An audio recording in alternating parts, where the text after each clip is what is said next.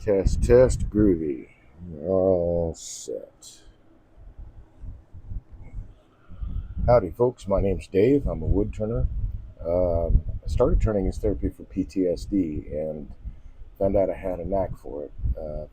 Fell in love with it, but I also fell in love with teaching it. So that's why I started this channel to become a better teacher, a better demonstrator, and a better turner, too. The more practice I get, that is the secret sauce. Is practice, practice. And the more I work with other wood turners and help them improve their skill levels, the more it gets re-cemented into my own head. So it's a win-win all the way around. But thank you for joining me on this Twitch Tuesday. Let's get rolling, hey? So last week, let's turn this guy down. That looks about right. Let me double check this other camera real quick. Try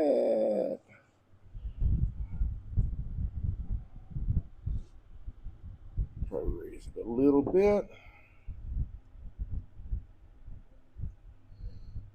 If I can find which part will bend. Come on now. It might do. Let's kick it over a little bit.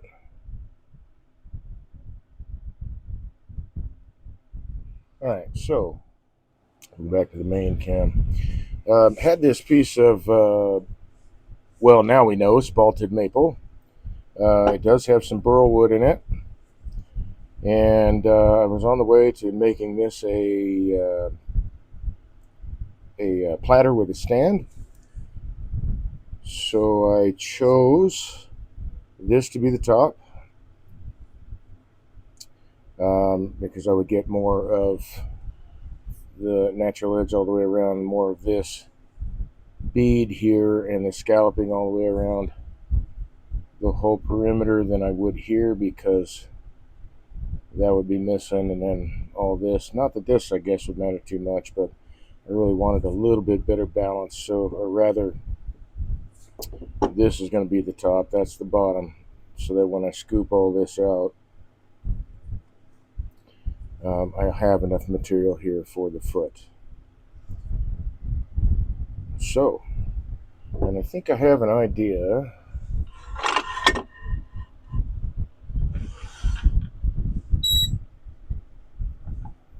of the general. I want a flatter kind of scallop platter here. Almost rhymes. Let's see. Bring that up a little bit more.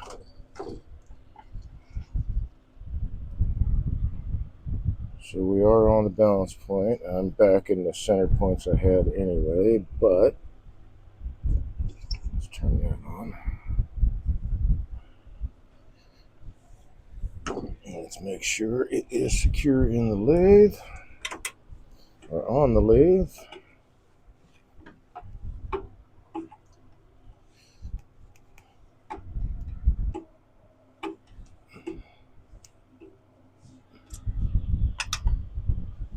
So I will have some natural edge here for one side of this piece, which would be kind of nice, I think. So let's start working on, I want to check that one more time.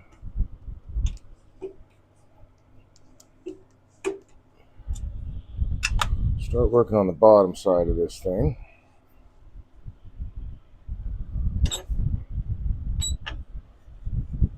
Getting rid of some of this mass. Well, it turns out the easiest way to cut through timber is through the side of the tree. And since this was in spindle orientation when I cut these beads, now it's in bowl orientation. Okay, glasses down, everything clears. What's my speed at before I even start? That's a little fast.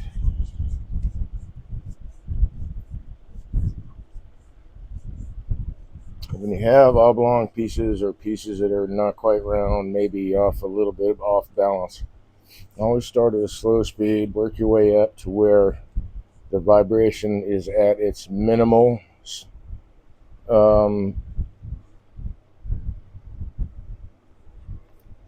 and then work from there.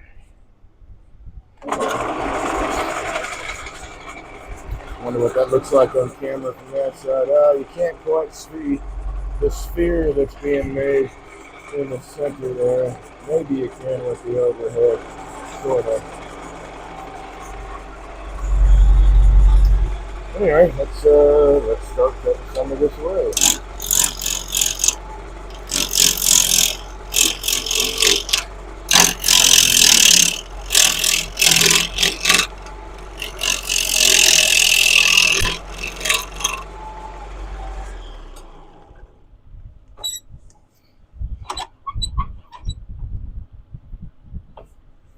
Don't want to be hanging too far off the tool rest. This is mostly air that I'm cutting, so I want to get the speed up as much as I can, and also, at a speed that I'm comfortable working at.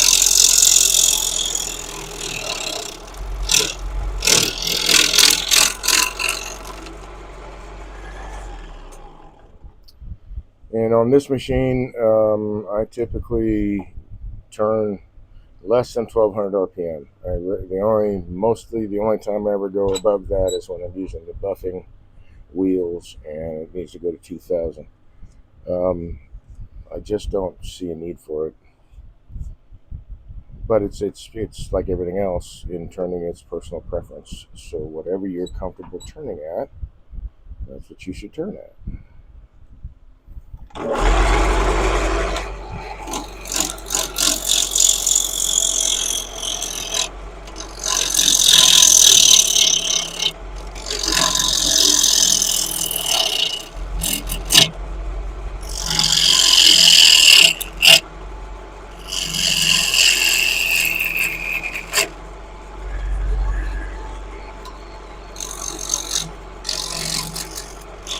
So start working on the foot here. Bring that tool rest in a little bit closer. So I want a little bit wider foot if I can get it.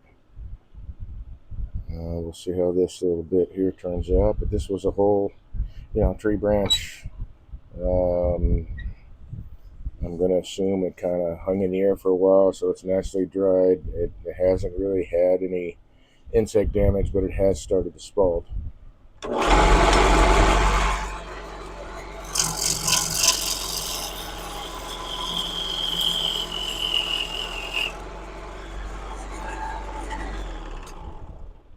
So I'm looking for where I can get the largest foot. I'm hoping it's not just that, but that would be okay. I want just a little bit larger foot. I'd like to have as long a stem as I can get on it. But we'll have to just work with the material that we have.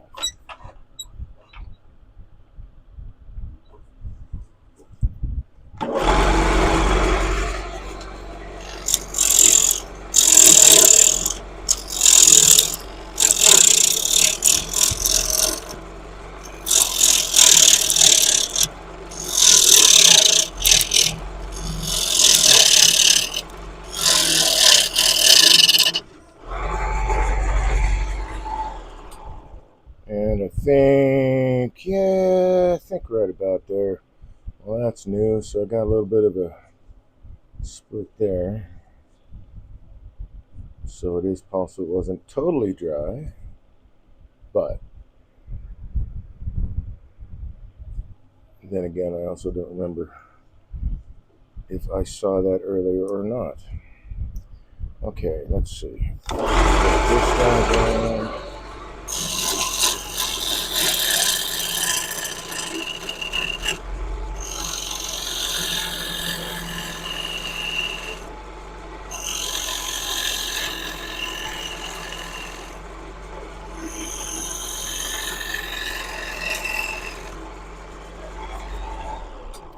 So now I got to figure out the curve underneath.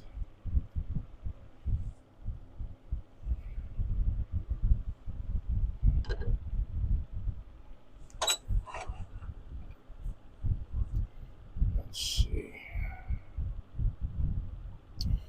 That might be a good approach to start with. Now there's there's a lot of choices that I have presented to me. I could keep it a narrow top. I could make it as wide as I possibly can, which is what I want to do. I could adjust the angle, the curve of anything in this. In fact, at the very start, with the wood not being cut, but starting between centers, I could move it anywhere I needed to. And during last Wednesday's broadcast, I talked about that. So please check that out if you're interested in learning more about it. It's on my YouTube channel.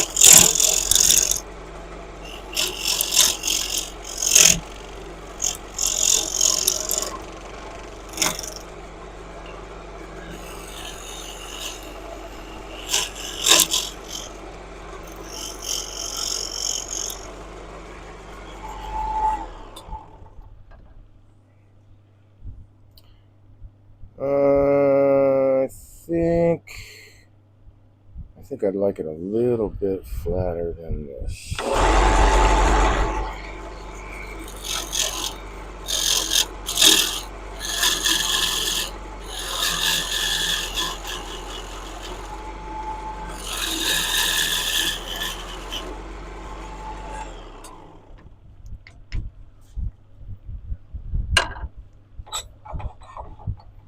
Okay.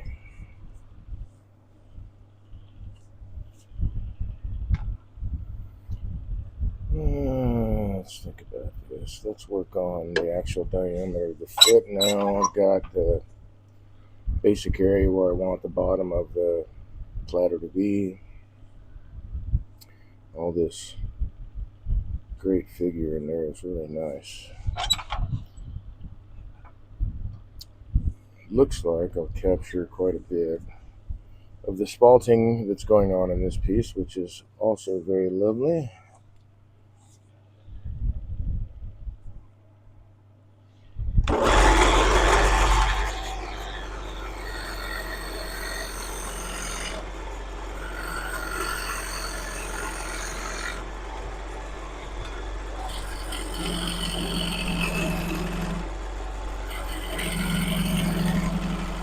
I am technically cutting uphill to the fiber. At that point, I do have a very sharp tool, but this is also very hard, dense wood. Ooh, I feel a little bit of coolness right there. So it was not totally dry, so this is going to work, which awesome.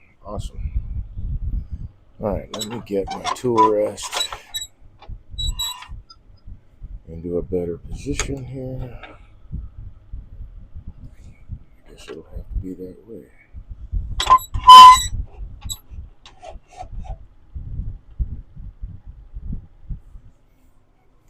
Oops, that's not going to work, Dave.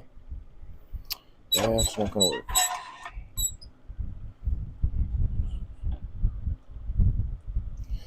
Alright, so I'm going to have to extend my quill a little bit.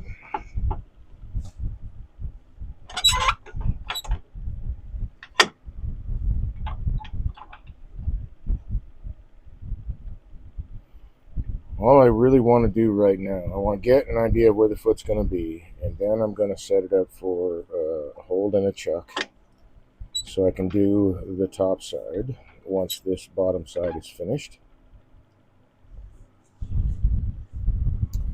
And then flip it around and finish off the foot.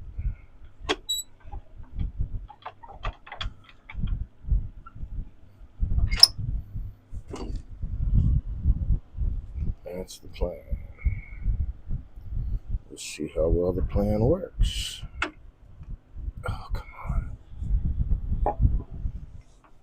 Well, all right. It appears that I'm going to do some lathe maintenance right now. My quill apparently has picked up some dust, and they're very fine threads on um, this screw, so it doesn't take much to gum them up, unfortunately, and this is getting jammed in there.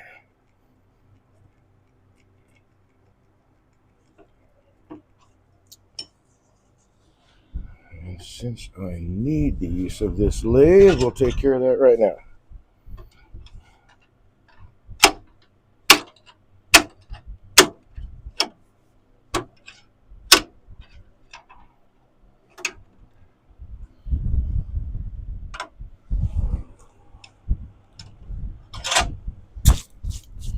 All right, let's see. I'll use a steel brush on this.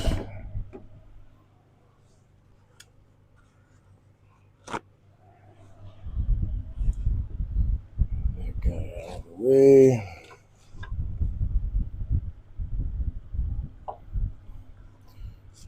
Yeah, there's definitely stuff in the threads.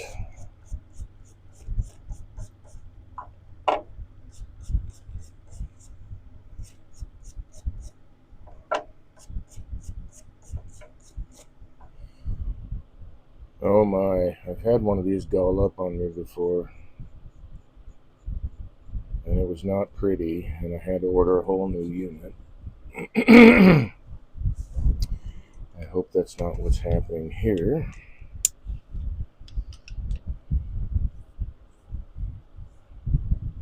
Oh, wrong direction, Dave.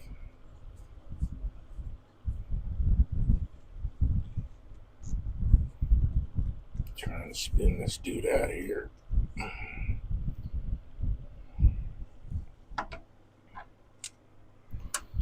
Alrighty then. Let's see. There it is.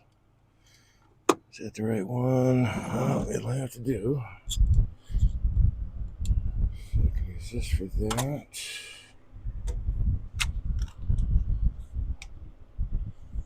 This here.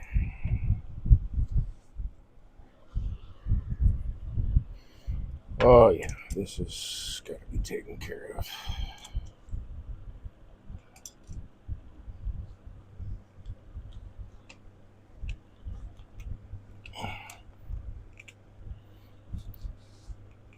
That is not good.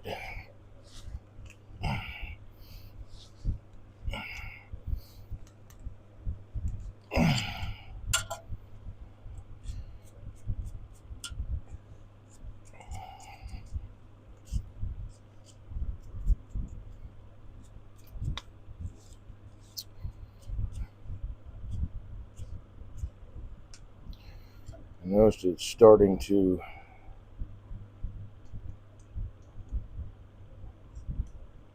want to bind up. Last week, I haven't turned since then.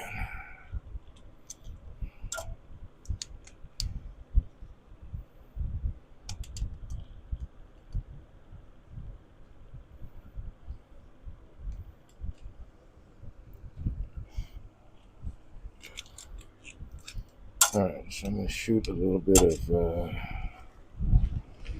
I think I got some deep creep here.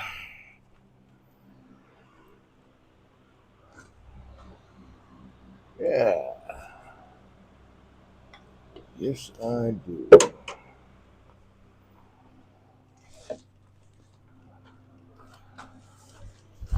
But part of the gig, man. You gotta maintain the equipment.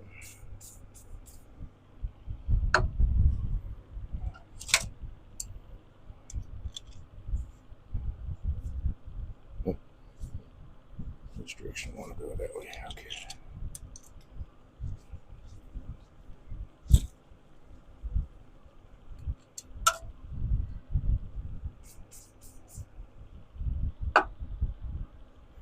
Get that in there. A lot easier to turn now, at least on this end.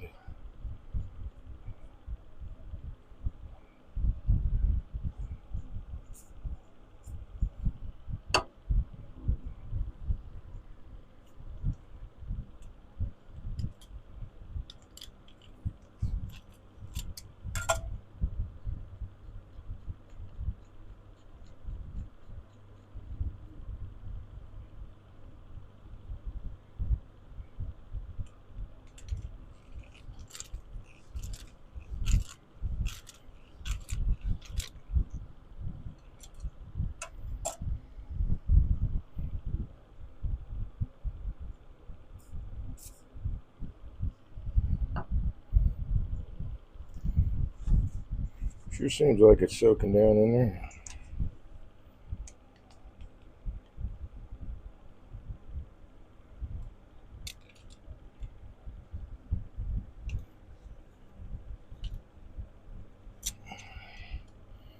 Well, it looks like I'm gonna have to buy another unit, but this one will at least work for a little while longer. That's really disappointing. It looks like it's galling up on the inside just like the last one, and I honestly don't know what causes that. It's got to be some chemical reaction between the metals, I'm thinking. I mean, I do get dust in there occasionally, and I keep these things fairly clean.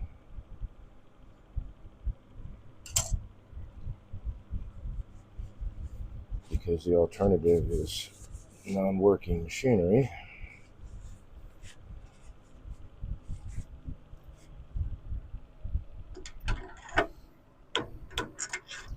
Alright. Shoot a little bit more.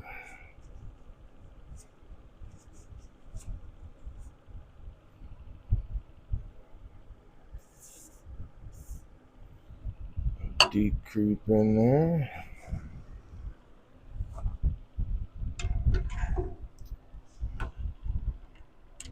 And that is clearly imminent on my list.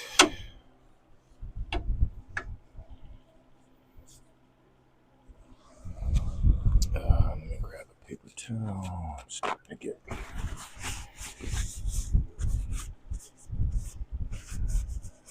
some of this wood. I'm going to have to wash my hands before I handle this wood, which is fine.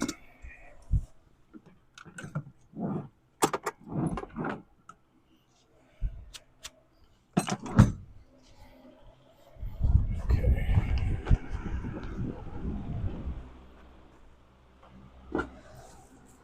That guy back.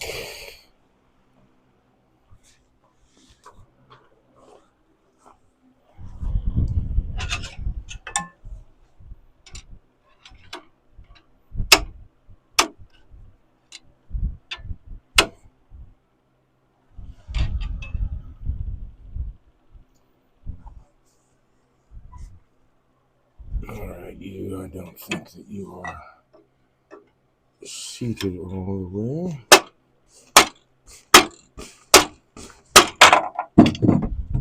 Thank you.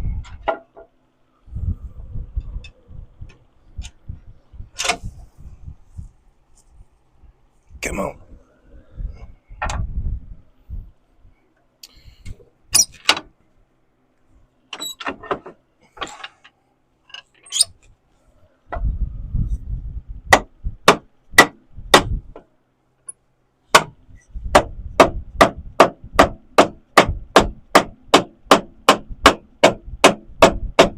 Okay.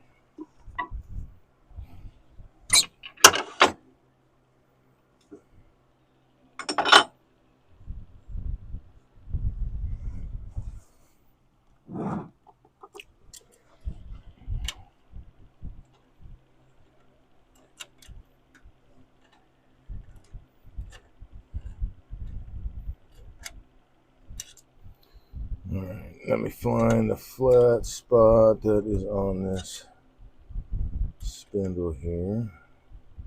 There we go. Now I can reset. I don't know, for some reason the quill itself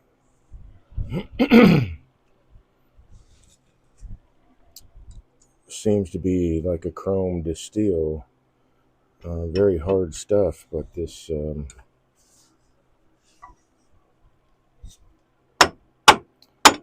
threaded rod, linear screw, I guess would be.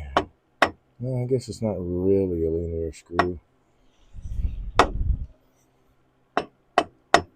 but this screw is more of a softer material. A little bit softer steel maybe, although I would think it would be hardened because it's a threaded rod. So whatever, maybe I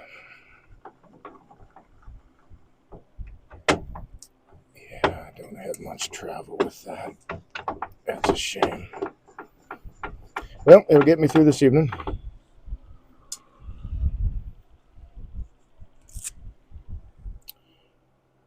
Darn it all.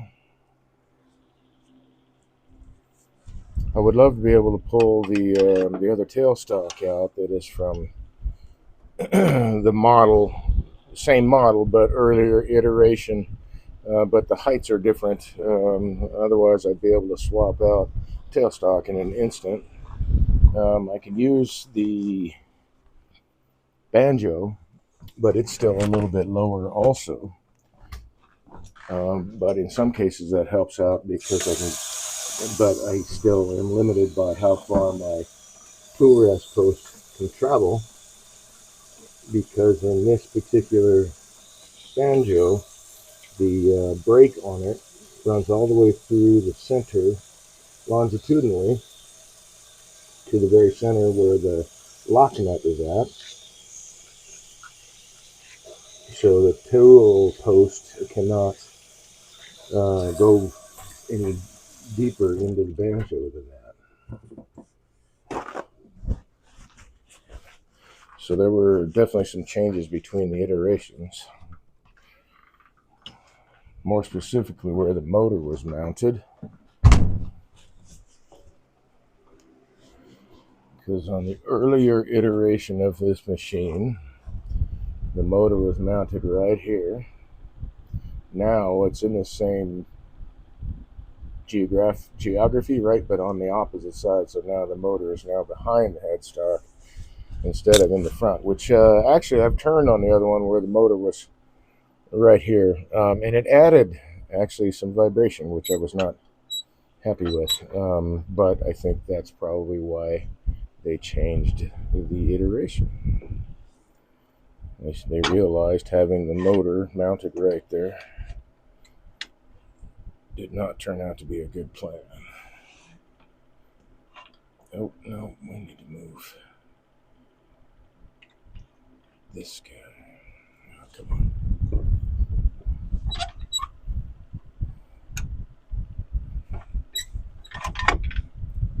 Alright.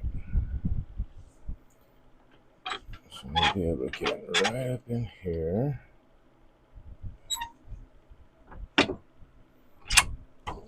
Which means that's what I have to work with on the tailstock. And it hits that dead end. Okay, well, I'm going to have to do it from the other side.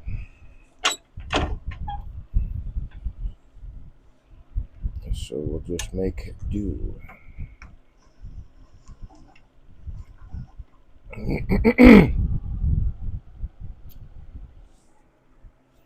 Darn the luck. So if I set this here, that will clear, right?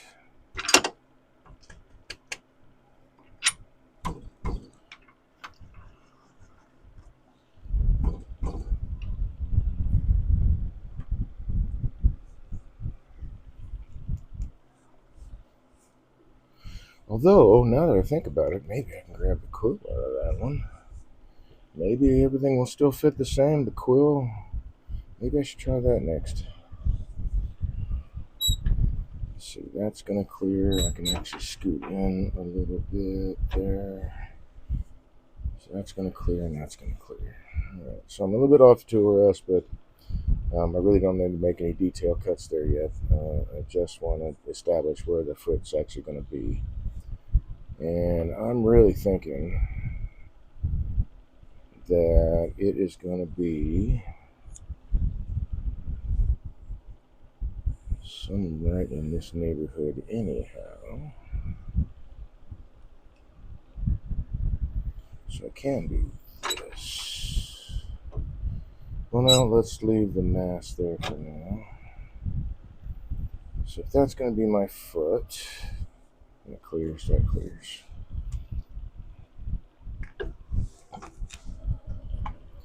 Just make sure we're secure.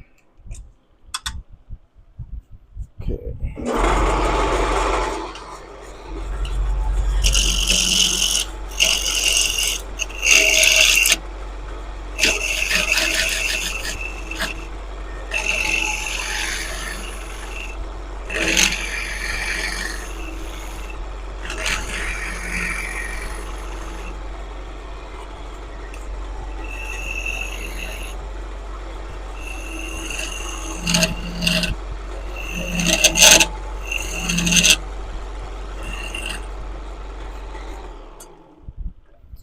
Now I can get things set up for the dovetail on the jaws.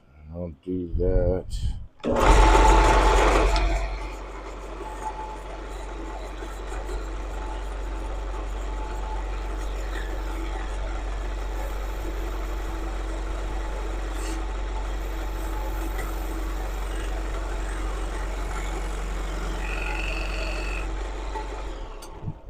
Right there. I think that is where I want it. Yeah.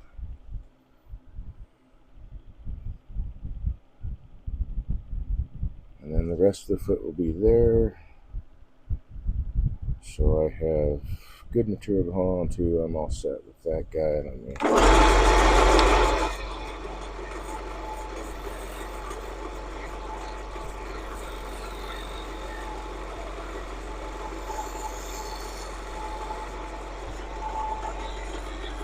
knock that down a little bit. What the hell?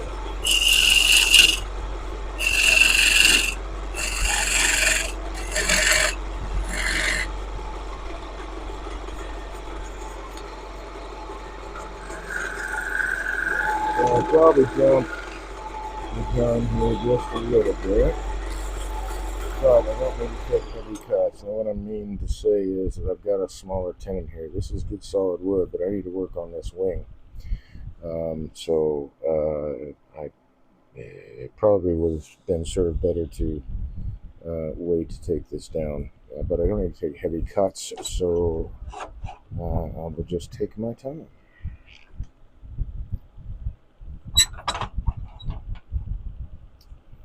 Let's see. That looks about right. Okay.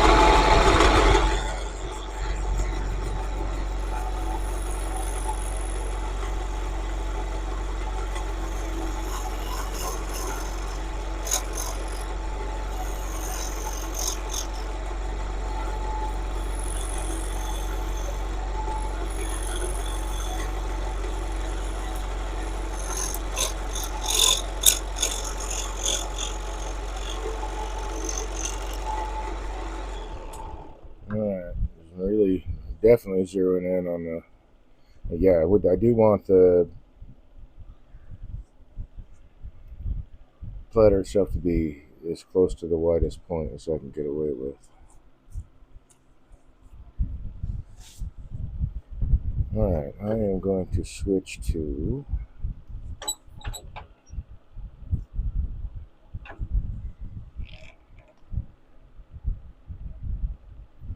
a negative rake scraper just out here. So let's grab that tool. Hey buddy, haven't seen you in a while. Let's go play. Put a fresh burr on it.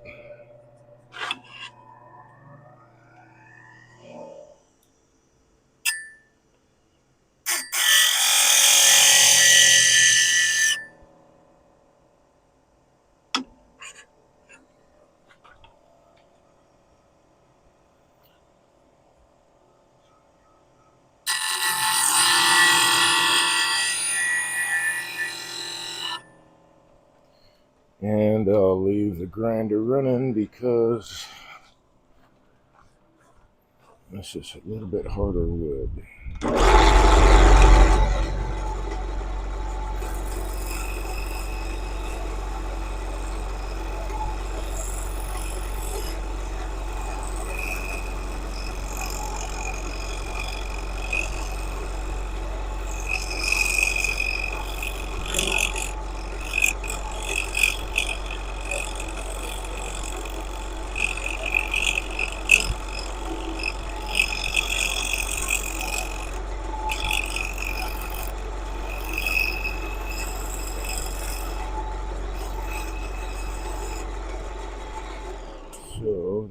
burr will wear down a little bit more quickly, and I'll have to grab another brush here. Let's see, let's go with brass this time.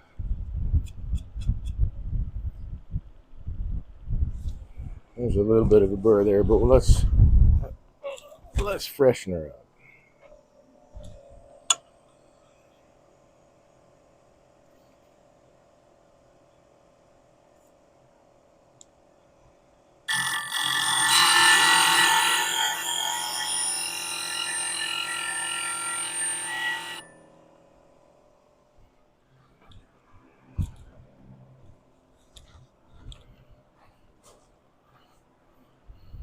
Really nice, fairly clean surface. A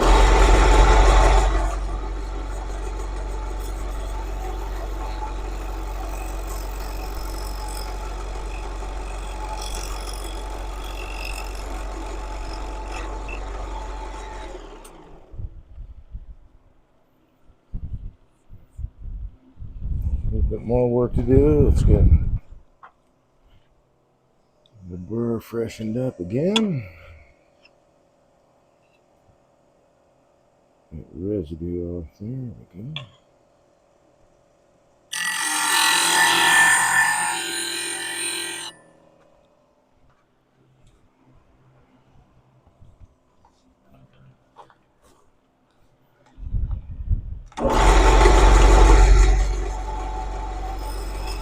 So, as with anything, there's tons of ways to do this. This way, I'm feeling assured that I'm cutting downhill to the grain, to the fibers. And that's what I really want to do. Alright, so I'm going to put another burr on this, and then I'm going to go on a shear. Well, I could do it with the bowl guts too, in fact. And I don't have to worry about that. So, I need a little bit more angle.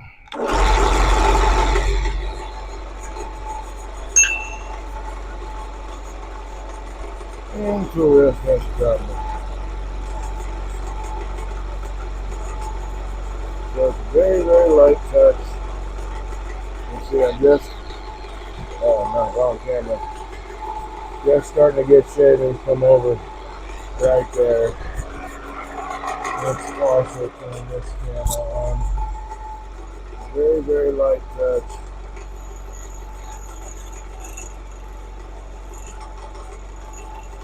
I'm cutting air, so I don't want to push into the timber.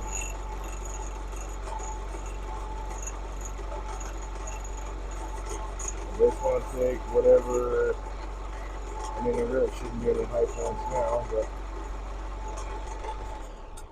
just see if that gives me a slightly better surface. You know, it looks nice, but I'm gonna hit it again with this scraper. I think the scraper actually did a better job. Let's get rid of that debris.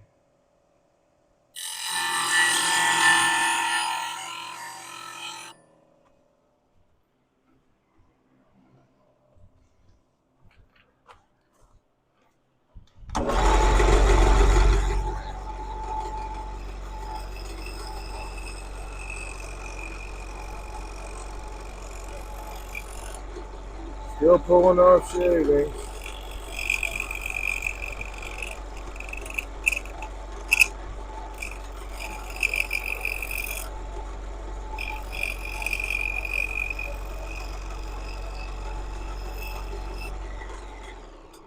And with a scraper, I can go back and forth.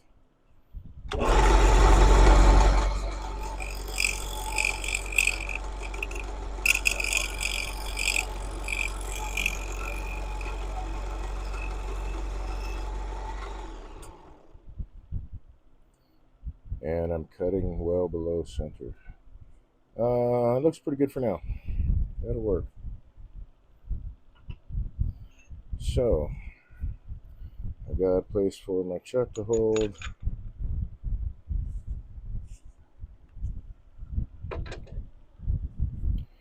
And and I want that mass there so that I can actually hollow that out. So I don't want to take that off yet.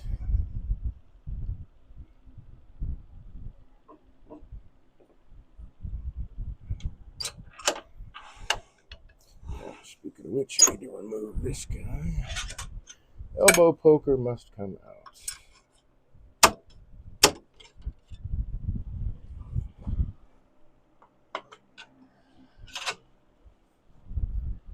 This guy must come out.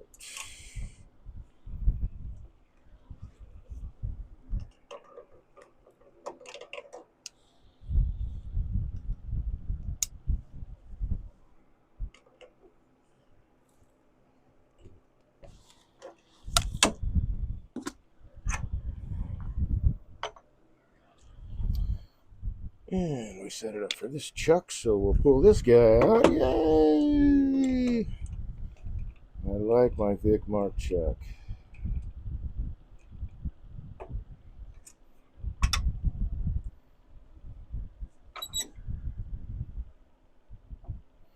Okay, let's get the tailstock back.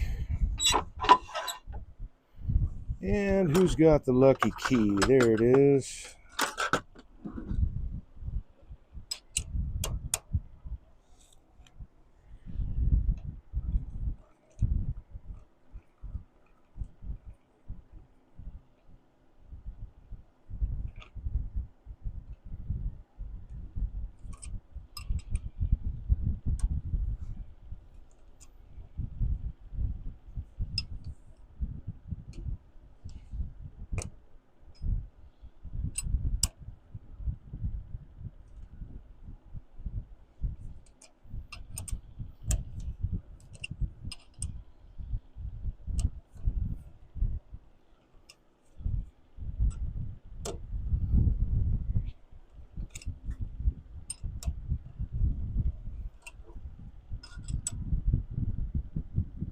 Come on.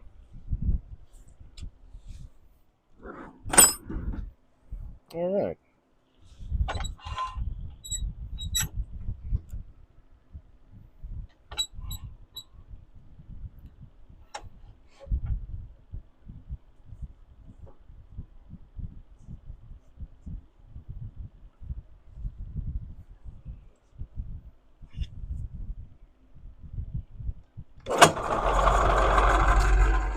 You don't like that when you're in heavens.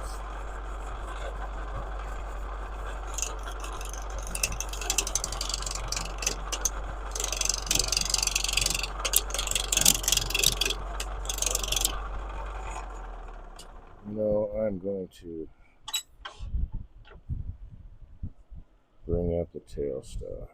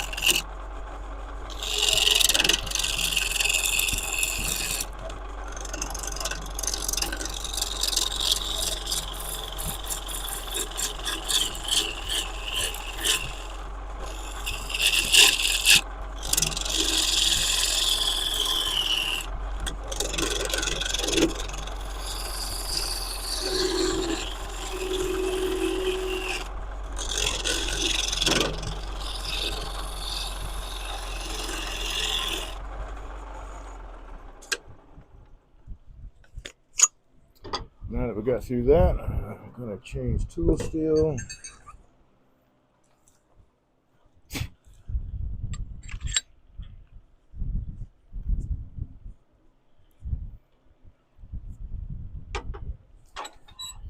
Oh, even from here, I've got like options. I could, man, there's a couple things I could do. Oh, nice. So I'm actually going to have natural edge on both ends, and then just the scallops on the side, so that works. Yeah, let's take it down small.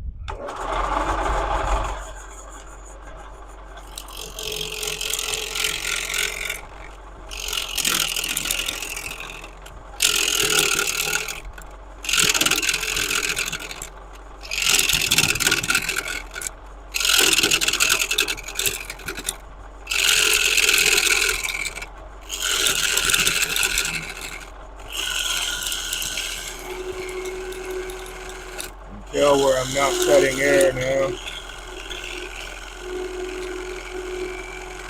Don't have that choppy chop sound.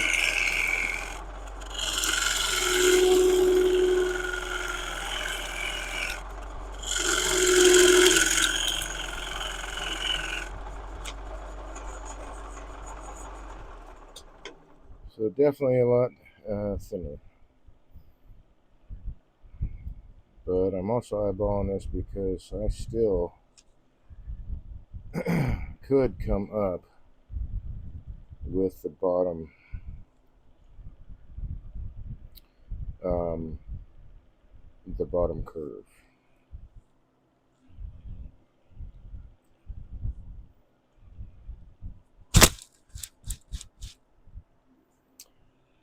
Well, well, well.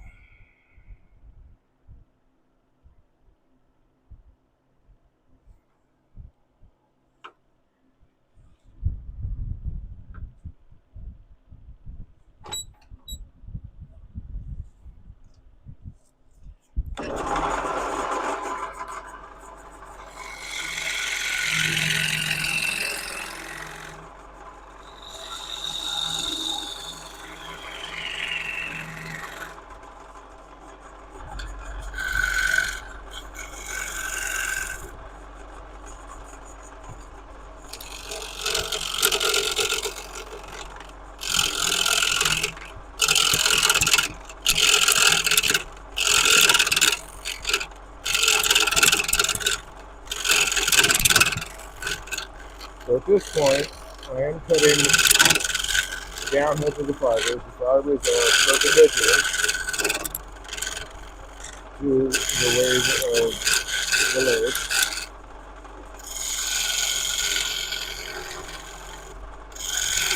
And I'm cutting through basically the side of the tube.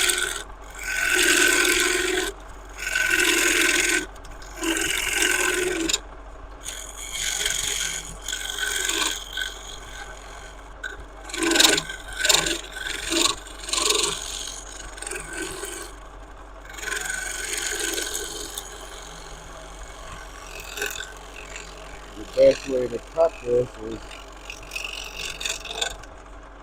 with support of the fibers, since this was a whole entire tree branch. The center was right about here, so this would be the upper half. If I'm going 90 degrees to that surface, I'm cutting with supported grain. Because this is perpendicular to the ways of the bed, and the higher, in this case I would go from higher elevation to lower elevation, because I would actually have support of the fibers because of the way they've been cut.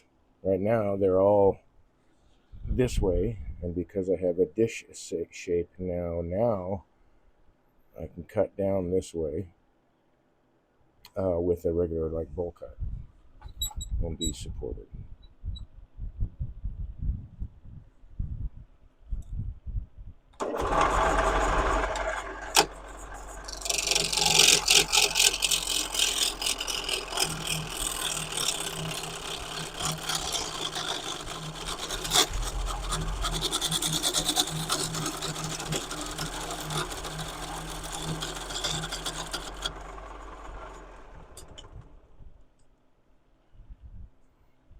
I think, man, I don't know. I think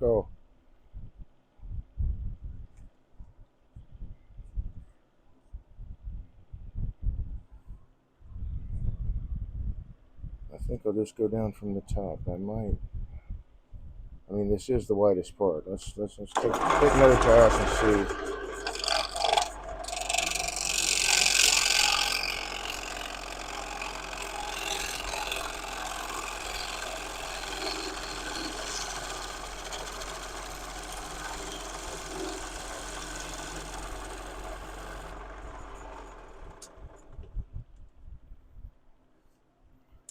Turn that guy on. Oh man, that is just. I did not know that was in there, so that's really awesome.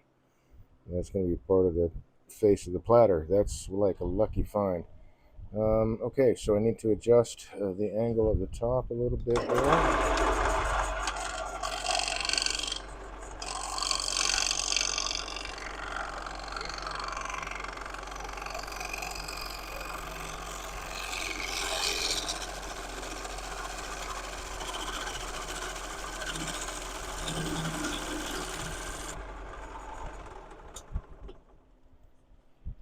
I don't want it too thick.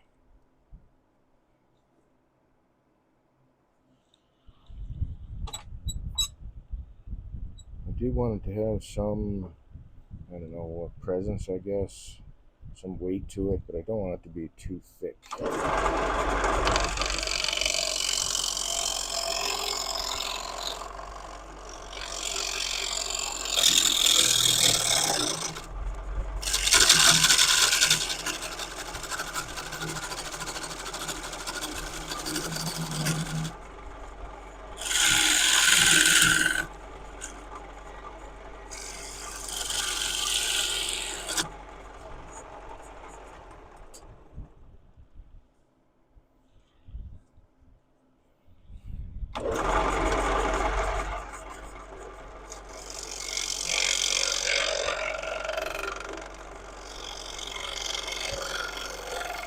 I also have to be mindful of the flexing that I'm getting from the wings. Yeah, that might be an issue. I hope not, but it might be. Anyway, this is a display stand regardless. It's not...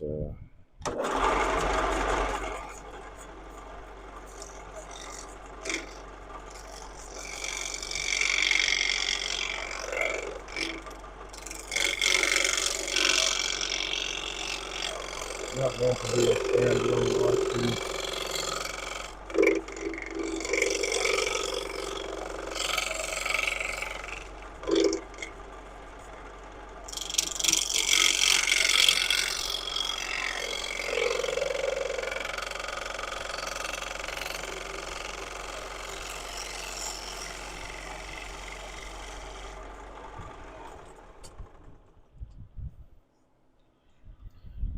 I think that's a good thickness right there.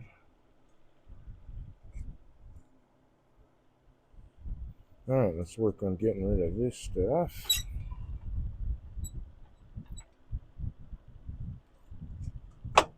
Oopsie daisy. No hitting the corners.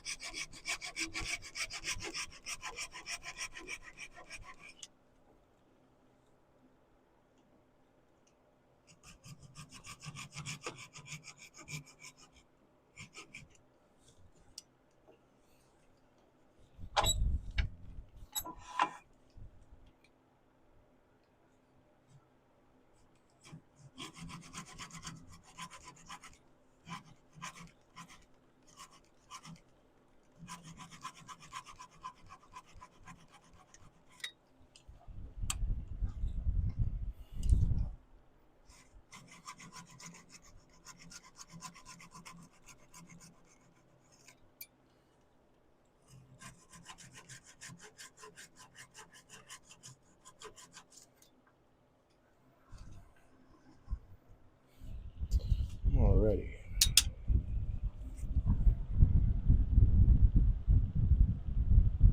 Come on. Alright, how we doing on time? Oh, not bad. Alright, so this guy can move back.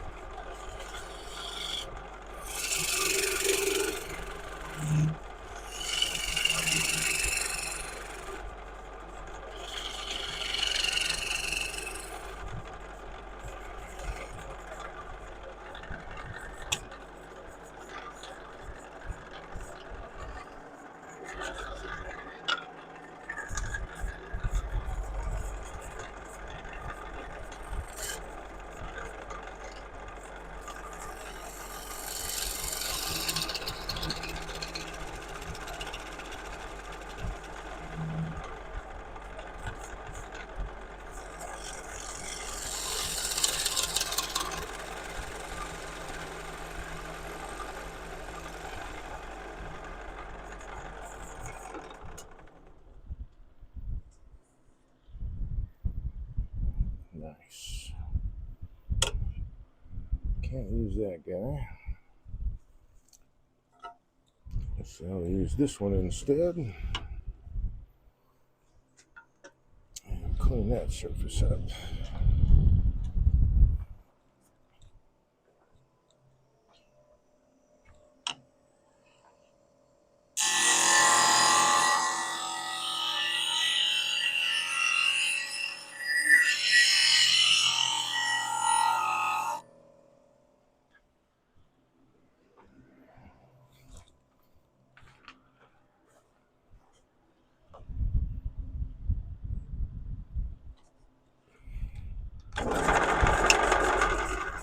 We got the handle up, tool down.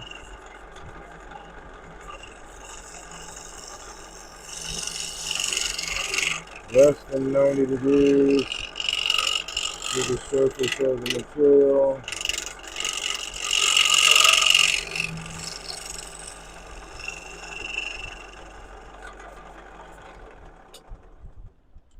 Oh yeah, I'm liking that. That'll be nice. So now I'm gonna take, let's hit that bird again. Still not bad, but I'm gonna do a shear cut on this.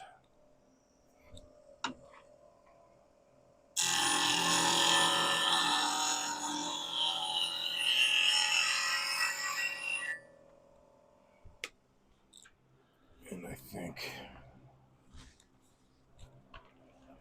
I could turn off the grinder for now.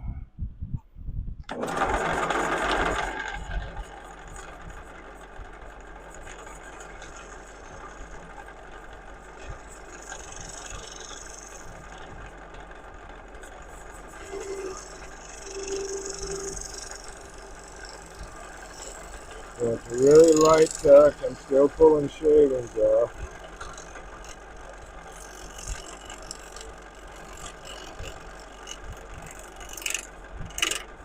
I just want to hit the high spots when we're doing that. Yeah, that'll sound really nice. A lot of figure in this. In fact, it's ready to sand now, I think. So I'm going to do that. Very cool. That is a pretty piece of timber. Did catch some of that spalting in there. This is some of the burl. There's a lot of curl in it. But there was a branch growing out that way also. That's a pretty piece. Very nice. Okay, time to grab the mask and the sander.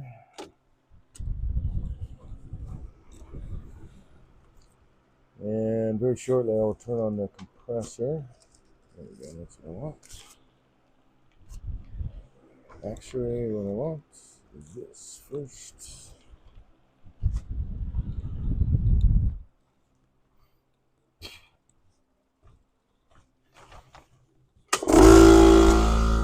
Let that run.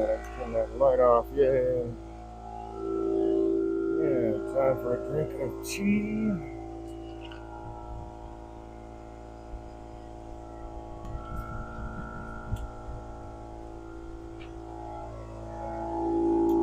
Okay.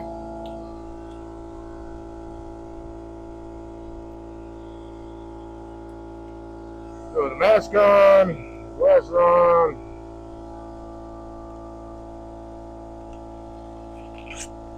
And I'm going to do this with lathe power first.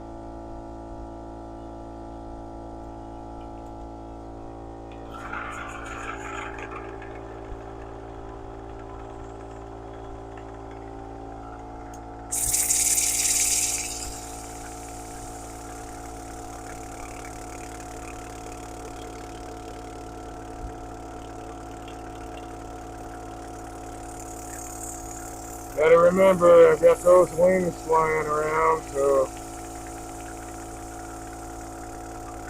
I got air going past the sander, and if I don't want it to skip, I've got to have a light touch.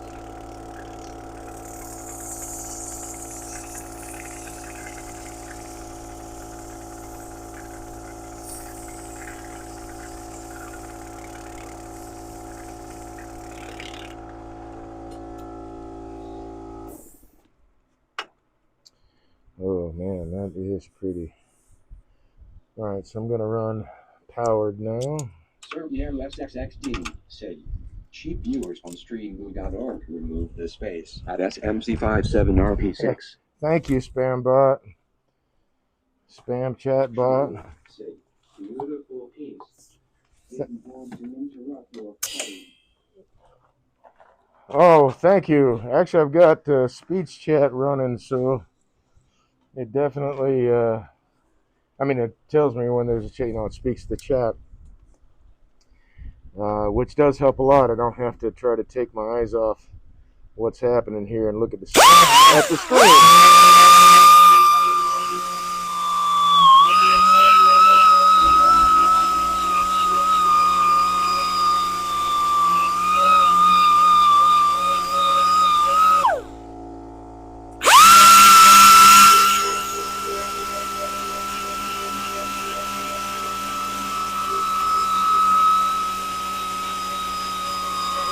I got lucky with this one. They finished off the feeder off,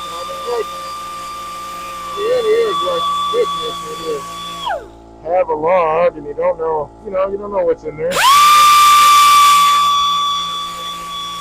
gotta open up the present, so to speak, to see what's inside the box, right?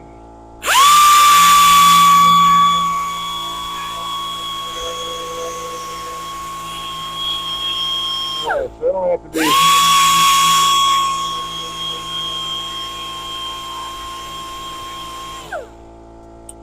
super anal about this.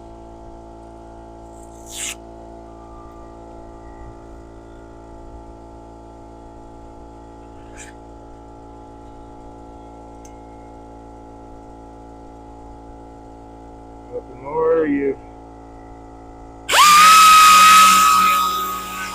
refine your technique, the easier it is to finish.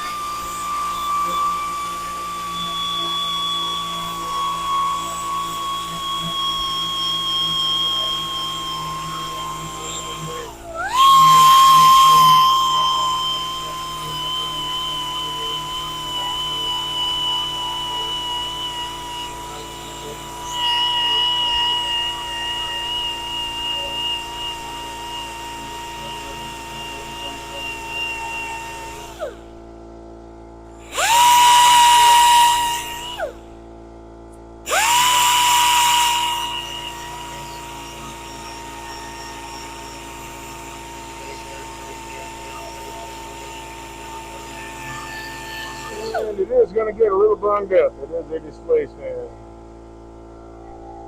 Well, let's get rid of those.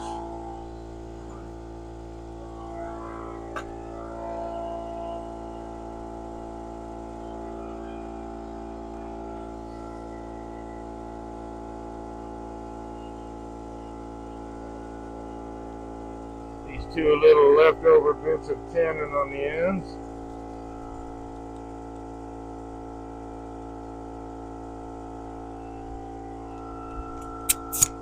Whoops.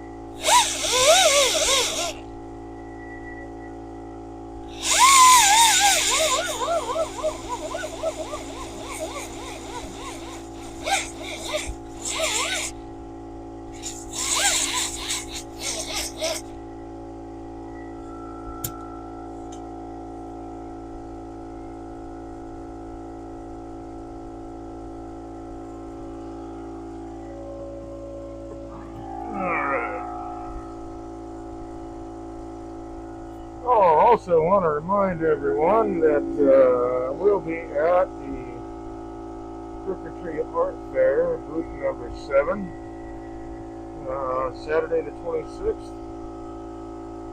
The show runs from 9 to 4 at the Civic Center. A lot of great artwork. I hope you'll come out and say hi and take a look at what's inside the booth.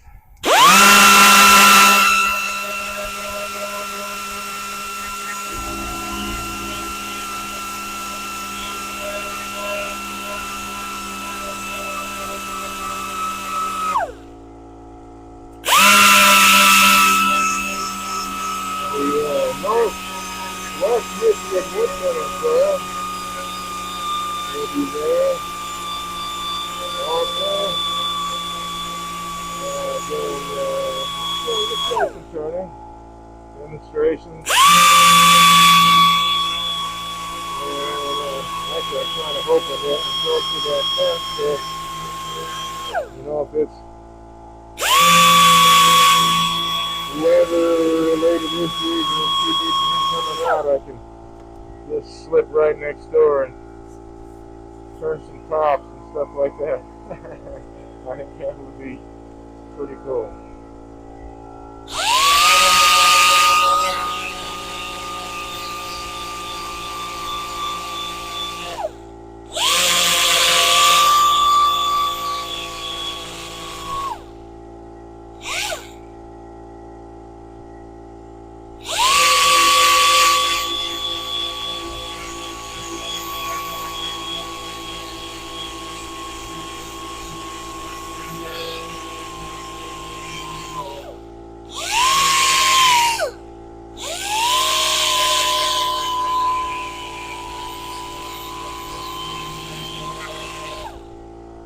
Okay, so that's all pretty well done. A couple of spots here I can deal with.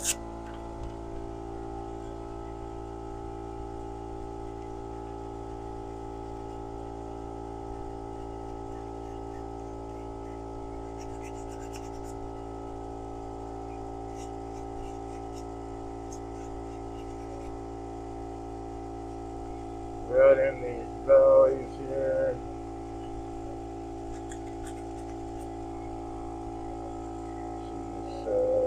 There's one. Now I can flip it around and finish the bottom, make the foot, and all that good stuff.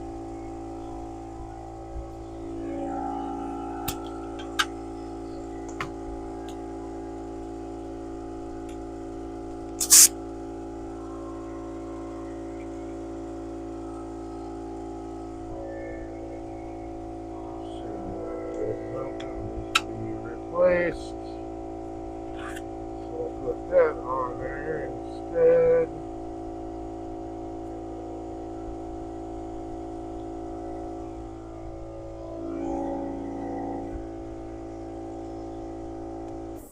Oh my, did I not? Ah, okay.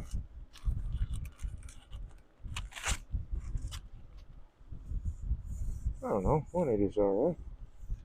It's not a bad thing. So use 180 instead of 220, but you know, number one, it's a display stand, and number two, that's still very smooth.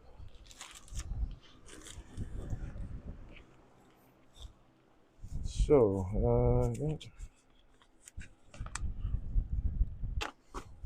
alright.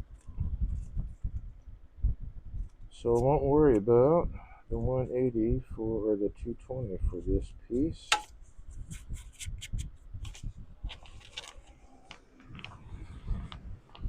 Set that right there, that right there. And the key.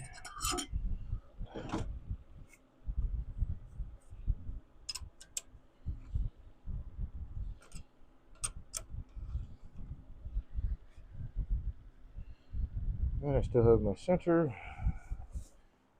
Let's see, let's use this guy.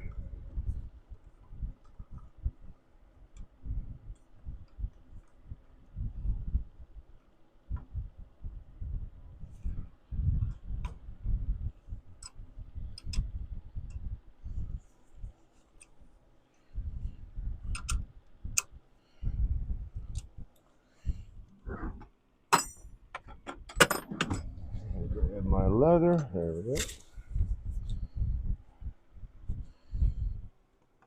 While I'm looking at this, I want to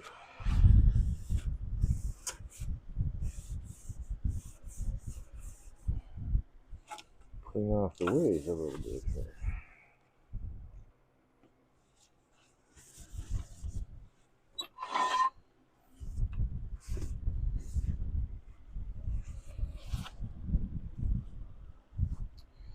Okay.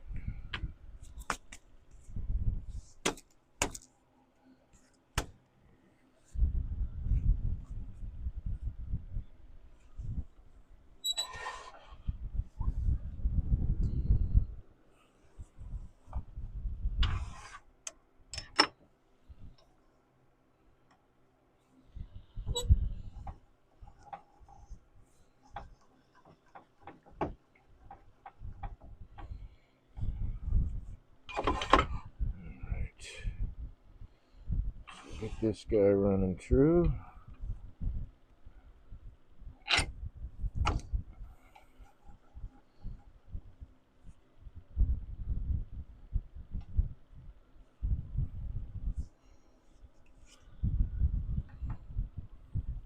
Hey, look at that.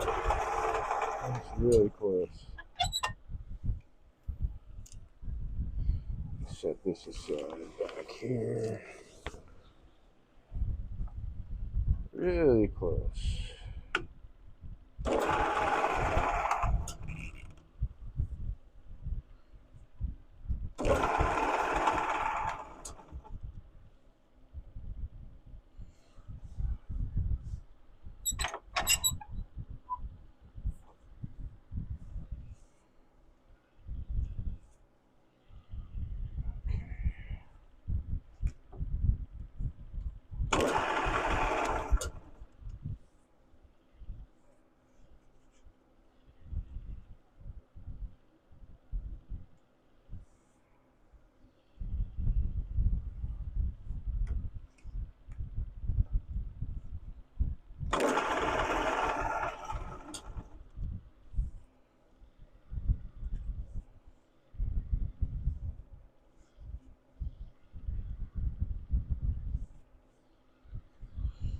Like a 1/16 of an inch off here.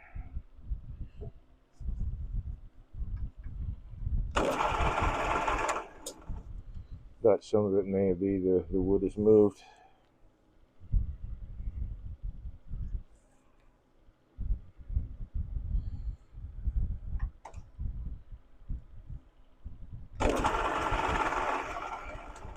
just have to chew all that up. It'll be alright. Alright, so I want to make sure that I'm tight enough that I can't turn this easily, but not so tight and crushing things together. It's kind of a fine balance, but I don't want to press and put an indentation in the front there. So, I'm going to do this.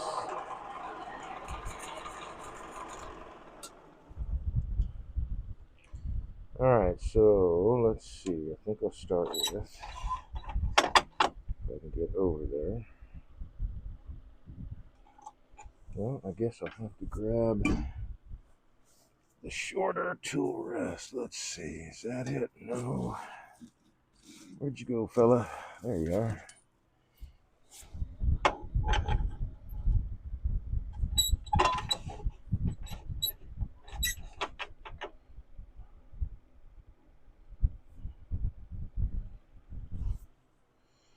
And I think that would be that guy.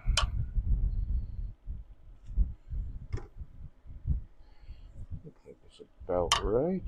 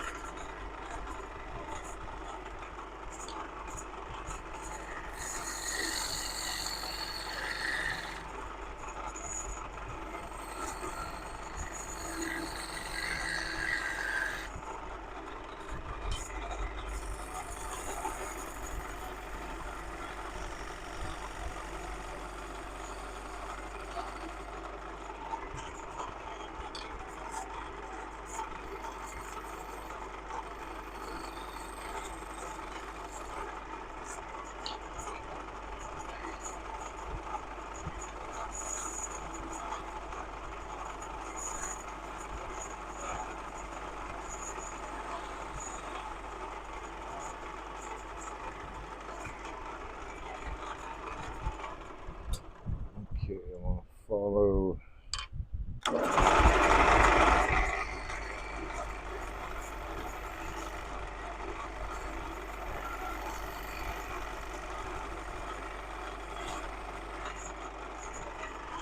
That one.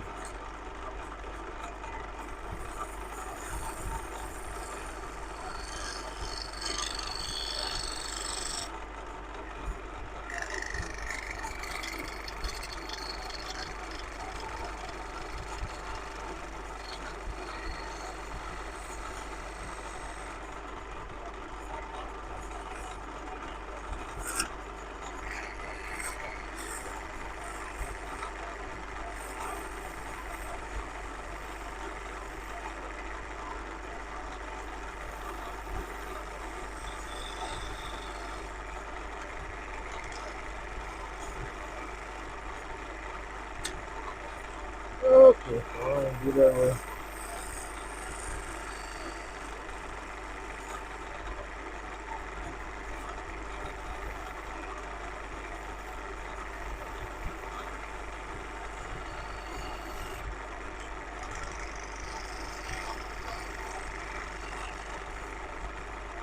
And then do it in the bottom.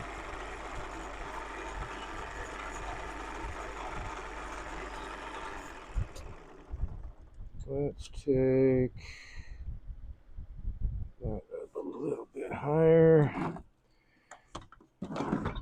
and bring out this negative landscaping.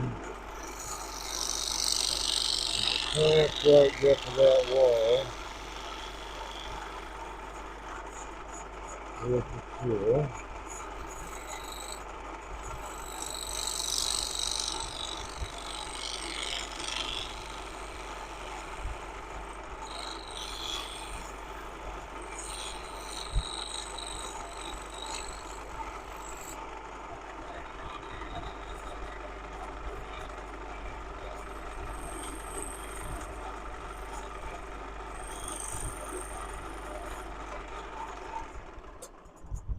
dress up that burr.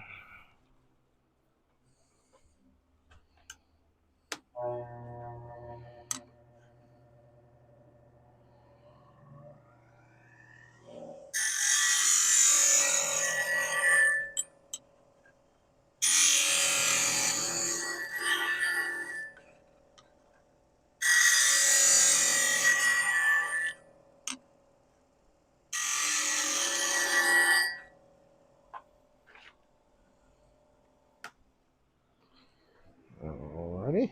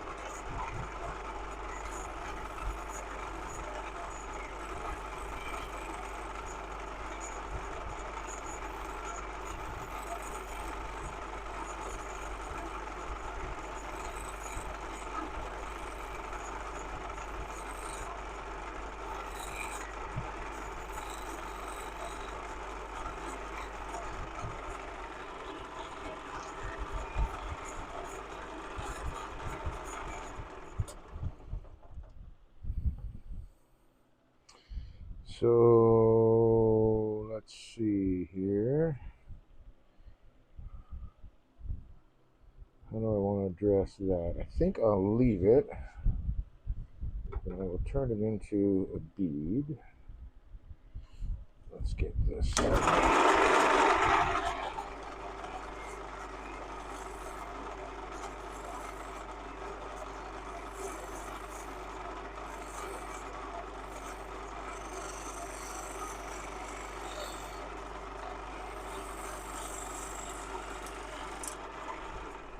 Here first.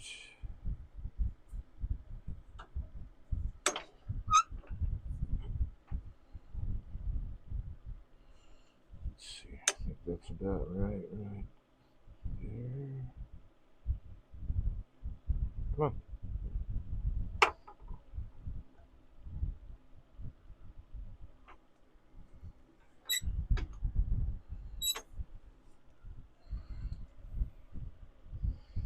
All right, let's see.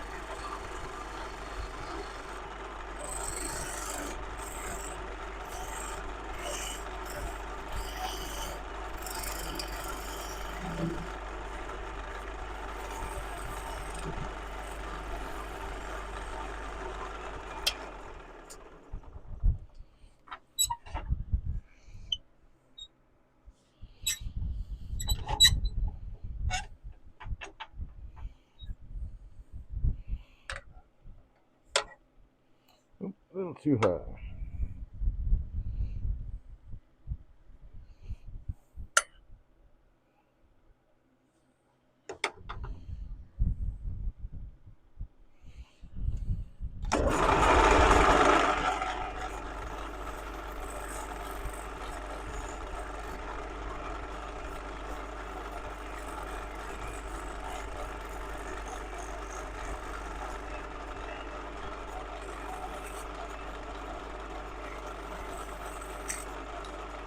What the heck is going on here?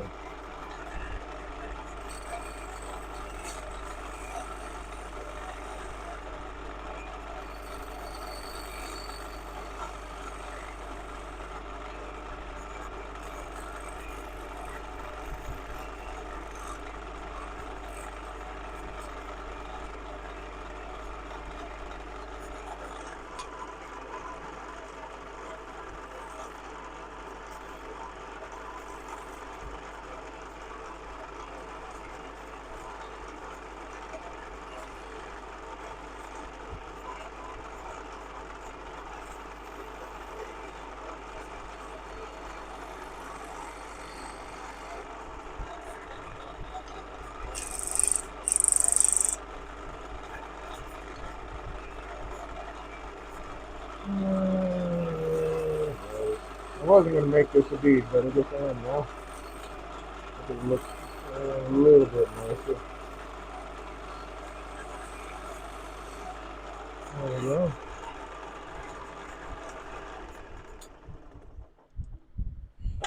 Now I can clean all that up.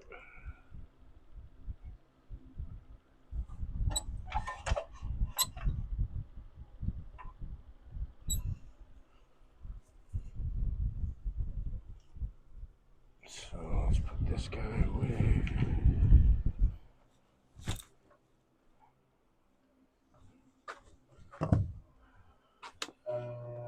Touch up the burr on this.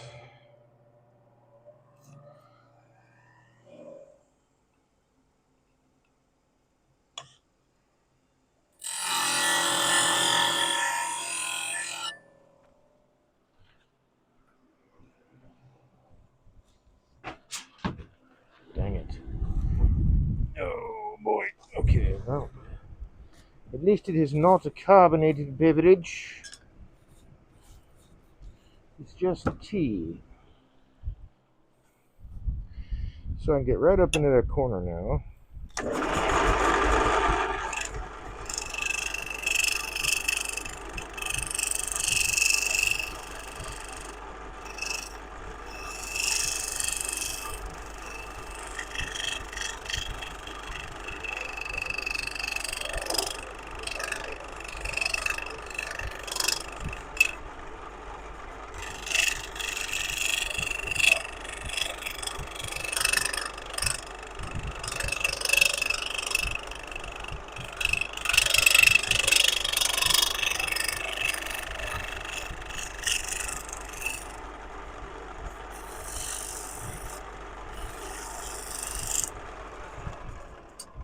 Dress that up one more time.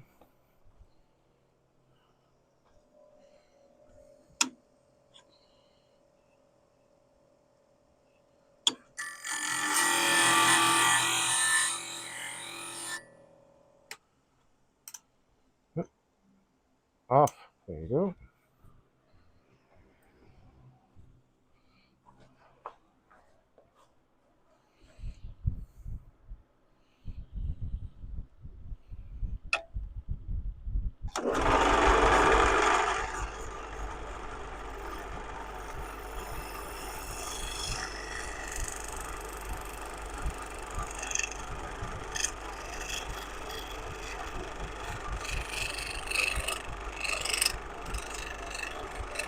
So it's just a light touch. I just want to barely contrast this surface.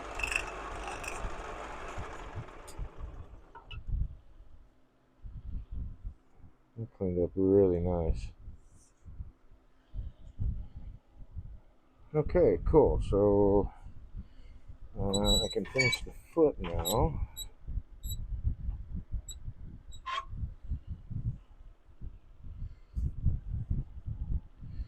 Except my tool rest is too high.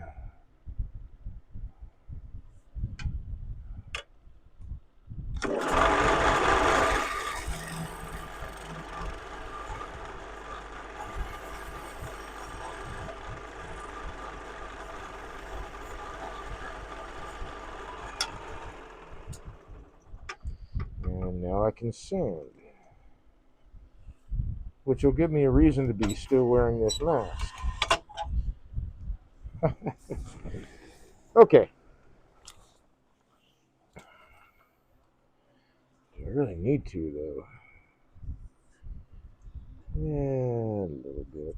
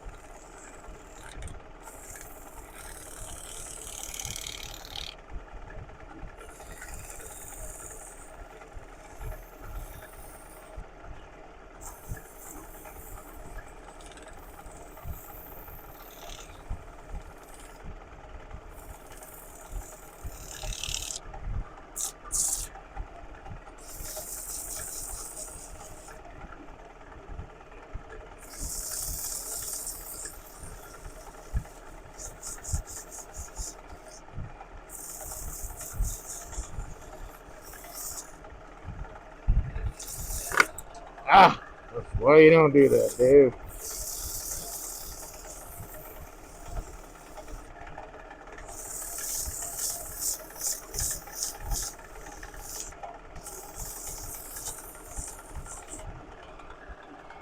And then let's grab some of this.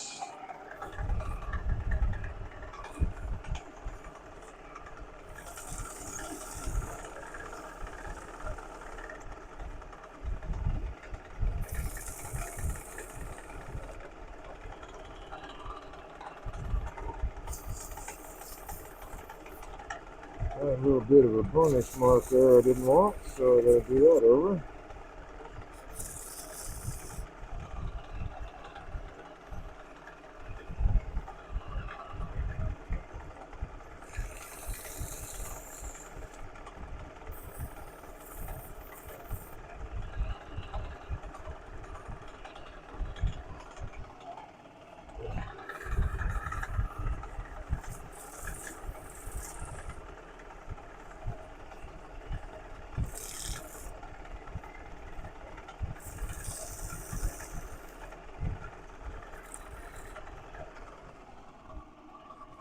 There we go.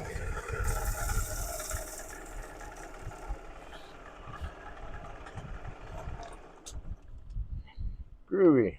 Now all I gotta do is get rid of that. Sand that off.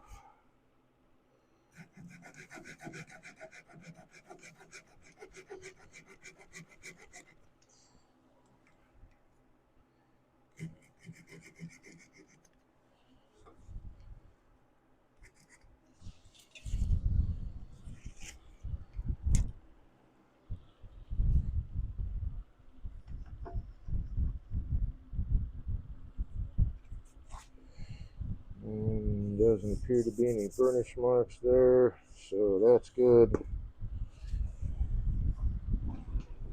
That over there, the leather over there, and get this little sander out again.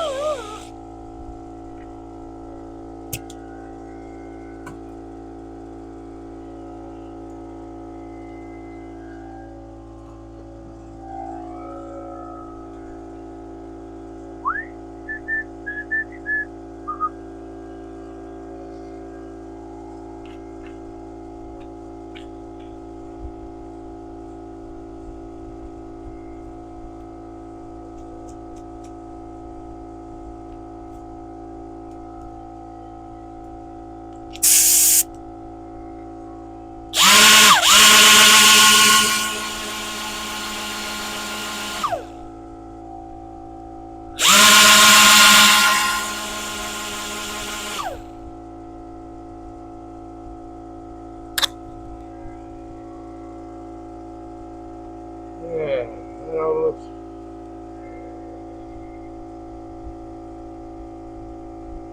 looks really nice. It'll be a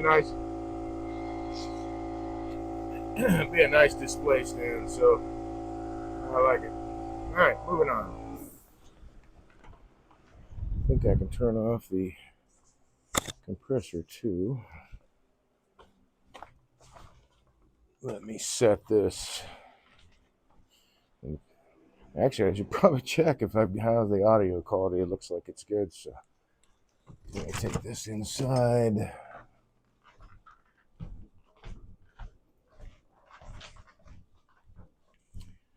Set it on the rack to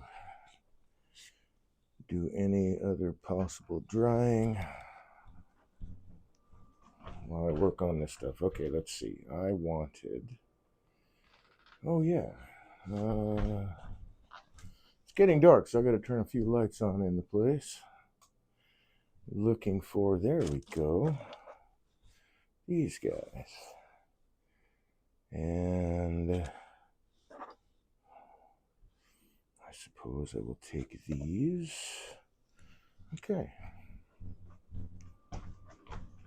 So I got some resin hybrid stuff I want to turn. It's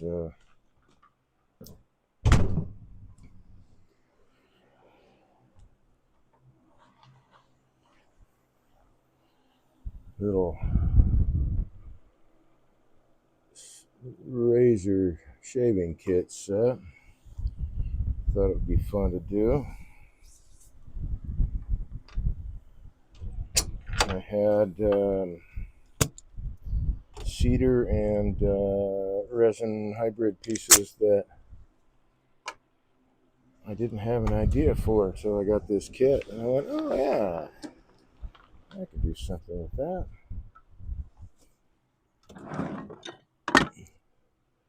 Let's see, let's move that down there. Put this guy away.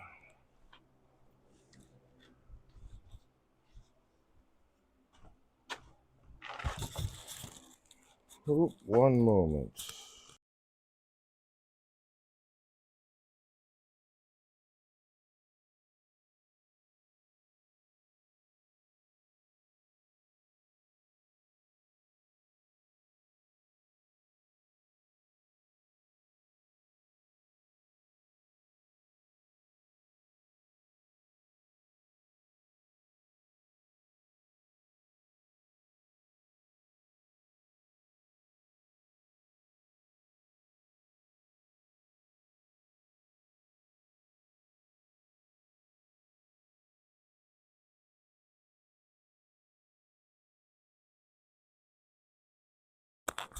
All right, cool. So I get to play with this little guy, which is a pen mandrel.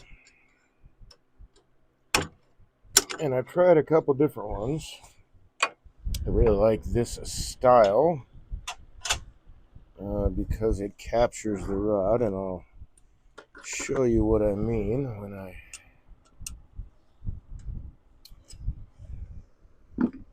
get it set up. Ah, man, I hate it when that happens.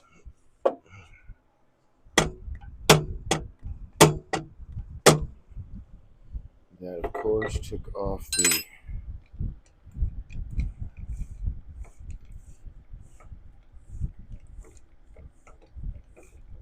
Come on. We'll do some bushing.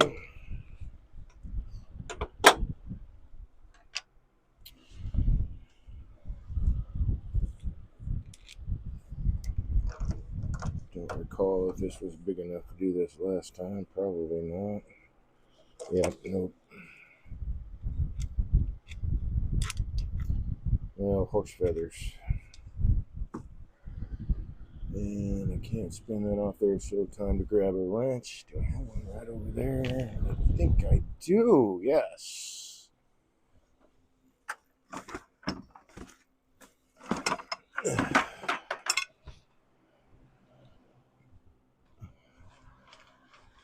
One of my past lives, I was a pipe fitter.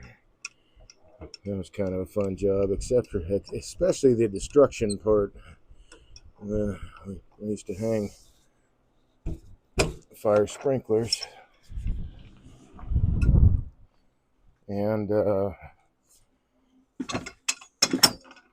values say, howdy all. hey, how's it going, Avidus?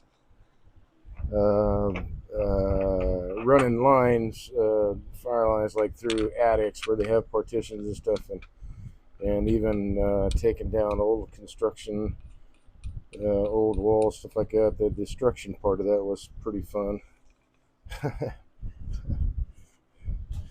But yeah, being a pipe fitter was an interesting gig. All right, so what we've got here is a pen mandrel, and get rid of this guy. This rides in the tailstock just like the life center. It's the life center, but it captures the rod, so everything stays straight. So I like this particular style better. Now I made this extra little bushing, and I can't remember if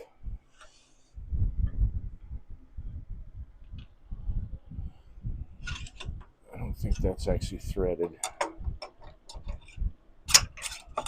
Nope. So I definitely want to make sure this is seated properly, because if it starts backing out of the headstock, I mean, it can only go so far, right? But I don't want it to move at all. So, and I've got to get those bushings. Let's see. I'll have to trim these down eventually. Maybe I should do that first. Hey, maybe I should do that first.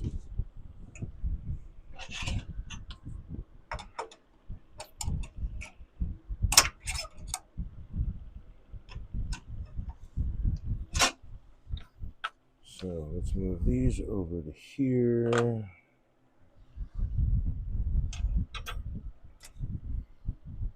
And I will want the Jacob's chuck. Let's see. Key.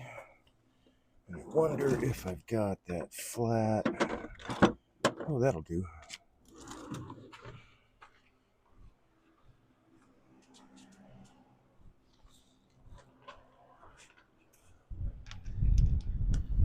So I'm going to set this up in the headstock. Try to do as much as I can with lathe power. don't have a lot of shop tools like, power tools. I mean, I've got a circular saw, I've got a sawzall, I've got a half-inch drill, I've got a drill press, but the rest is all hand tools because most of my money was tied up in the lathe tools for the last few years. Where's that tape? Oh, there we go.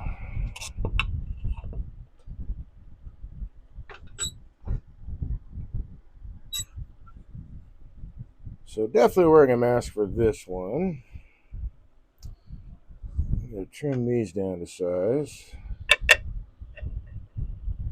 or to the ends of the brass tubes. So let's throw on a mask. I'm going to grab some 150. Let's see. There it is, 150.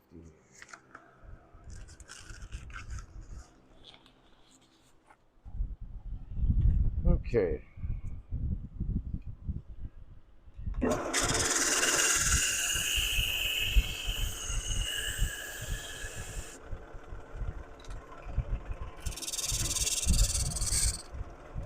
Yeah. You should not be touching. Whoa, that's why it's touching. That's what I mean by backing out of the headstock. I forgot this guy needs a threaded rod.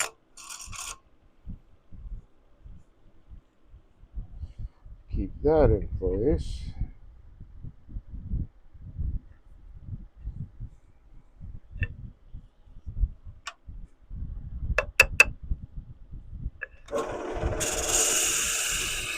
And a lot of ways to do this too. I mean, you can use a bandsaw, whatever.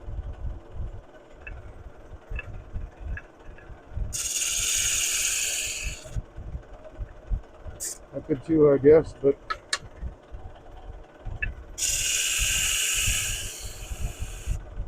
I don't know. I think it's better to try to sneak up on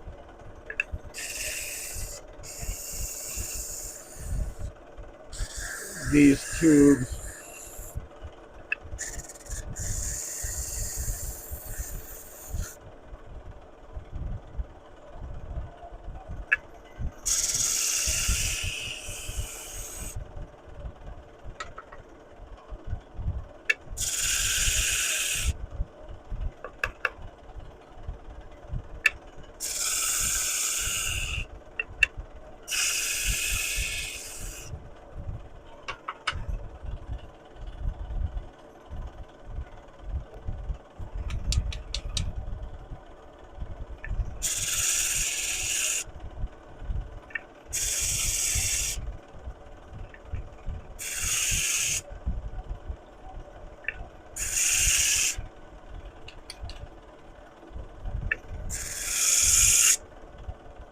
There we go.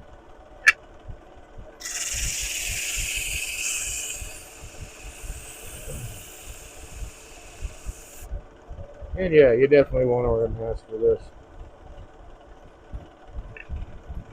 Okay, that one I'm going to hit with the bandsaw.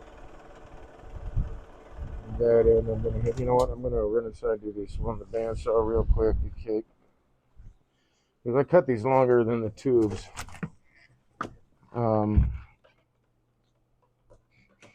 Oh, wrong switch. Okay. And I really don't need to sand on that all the way down. That is, on this one, it's about 5/16 of an inch, so I'll just trim that off. Once I get this all set up, really quickly with the bandsaw, and then sneak up to the final sanding depth on the ends.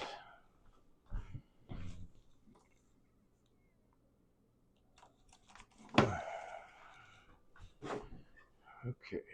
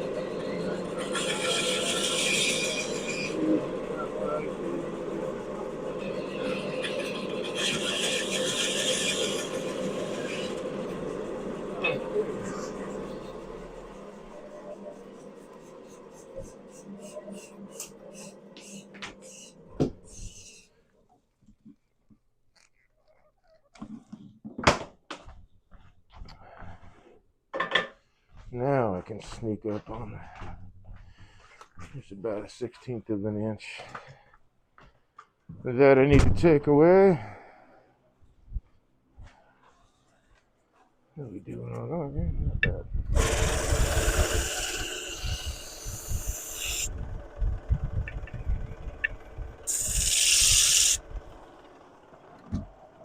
Back. Let's grab that guy.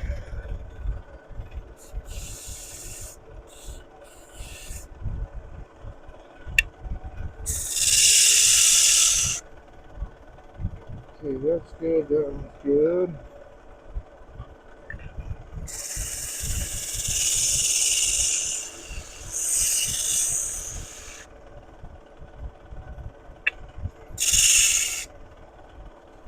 That one's good.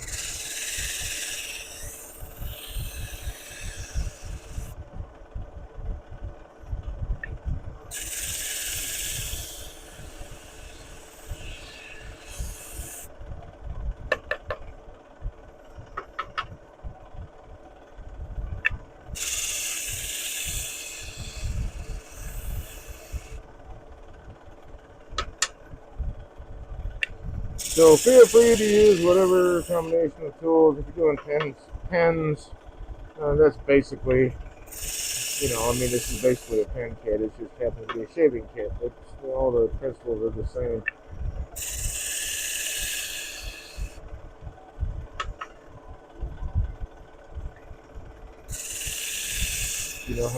However you get to, however it is you trim this stuff.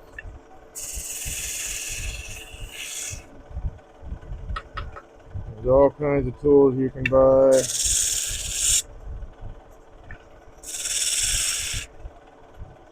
I like to keep it a little bit simple,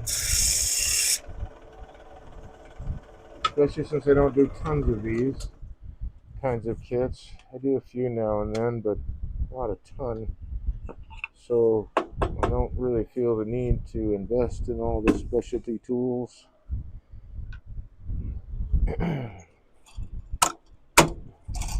Which is why I don't have most of them. But I have workarounds like this, so it's not a big deal. I get to use the lathe power and all that cool stuff. I didn't. No, I didn't. Okay, cool.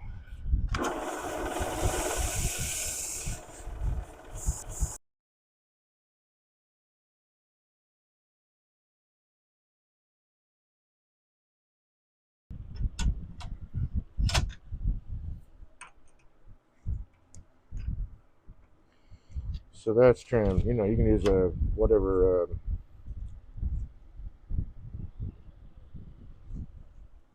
a sander, side sander, whatever disc sander. There we go. Whatever works for you. Go for that. I mean, you can file it off. You can do. Clearly, I just used the bandsaw to cut some of that material away. Just got to be really, really careful, as I say, that you try not to take any of the brass off the end when you're trimming it like that. And then what I like to do on these is when I'm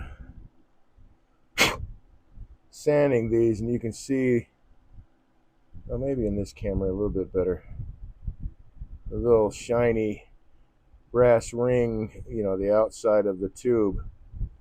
And I'll sand until I just get that little glint. So I'm really not taking too much off. There's a little bit of wiggle room in the kits. There's not a ton. So I always try to do my best to take off as little of the tube as possible. Otherwise, I might be having to buy tubes or something like that to get the project finished.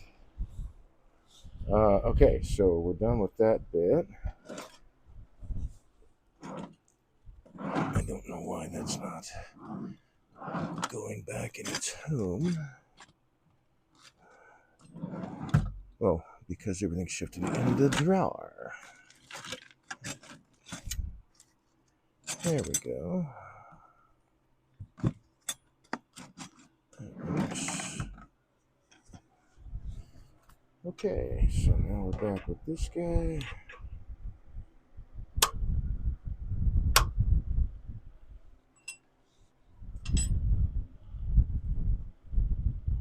So the tubes are the same size. That's not an issue. Once I get this all positioned right, well, I guess it doesn't really matter. I'm going to wind up putting it all very close together. I'll need some spacers. I need the bushings, which I'll get those next. So I really don't have to adjust this too much for this project at all. I can just move the whole tailstock. So I'll work around that galling up screw today, and then I'll just put an order in this evening for new parts and wait till then. And I mean, I've got the other lathe work on. That's not a big deal. But I've got the shows coming up. The first show is this weekend, Saturday. What am I looking for? Oh, yeah, bushings. And so getting things ready for, because I have the Sutton's Bay show the weekend after that, and that's a 2-day show. And everything that I have set up for this first show will make it easier for the Sutton's Bay show. Okay, so I got my bushings. Maybe with these bushings I really don't need spacers. Let's see.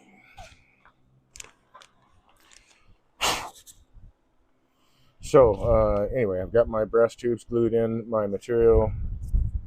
I've got this little gunmetal razor kit. I thought it might look really cool with this hybrid piece of material. And we'll see if anyone else feels the same way. That's the stand. This is the razor. Okay. So what gets me on this though is like these kits sometimes, not in this instance unfortunately, but sometimes you'll buy several sets of bushings that you don't need because the kit, like one bushing does everything. And now these bushings are sized so that that diameter there is the same as the diameter of this larger circle, not where the rod's getting threaded into, but this circle here. Unfortunately, this doesn't fit inside, so you can directly measure. It doesn't fit into that hole. This is a 7mm hole, but is okay. So let's put this back together. So that's where my diameter needs to meet here and here. I can do whatever else I want in between.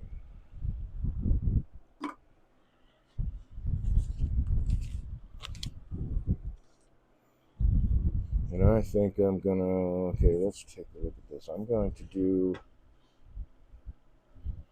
work the, let's see how this one goes. Plenty of material. All right, I think I'm gonna go ahead and go for working the stand apart first. I don't need much of a tool rest, but I'll use this guy because I do like my Steve Center tool rest. So I can access the whole piece. Everything will be out of the way. Nice. Alright, so I need to grab...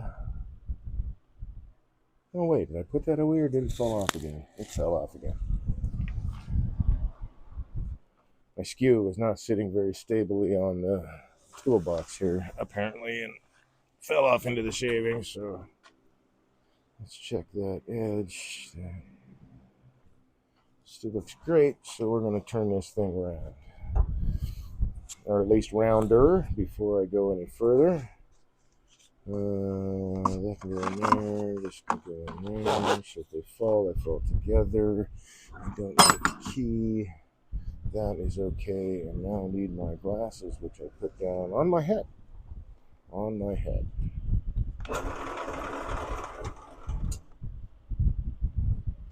Alright, so I want to get this thing teed up. Whoopsie daisy. And of course, I've got to tighten down the tool rest, silly me. Let's get the right height. There we go.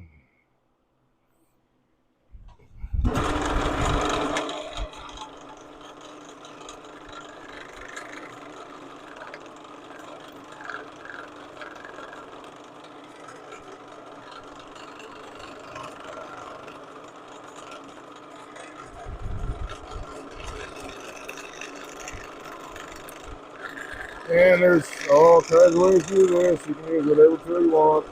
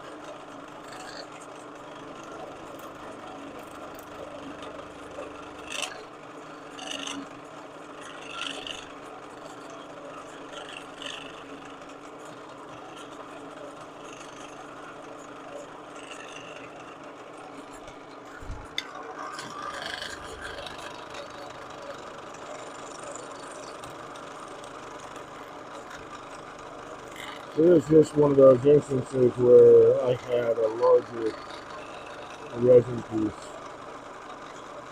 I don't make like small molds for pens or stuff like that. I know, I've had friends that have, and they turn in a whole lot of pens, and I don't. So I don't make molds like that just for like a specific part. I just don't do enough of these to justify that in my own head. If I get a bunch, I would do it. When you're talking production, man, anything that helps speed it up.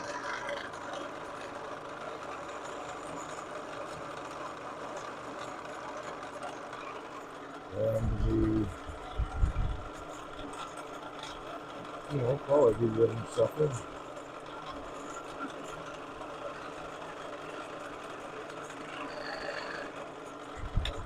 I think can be a good thing.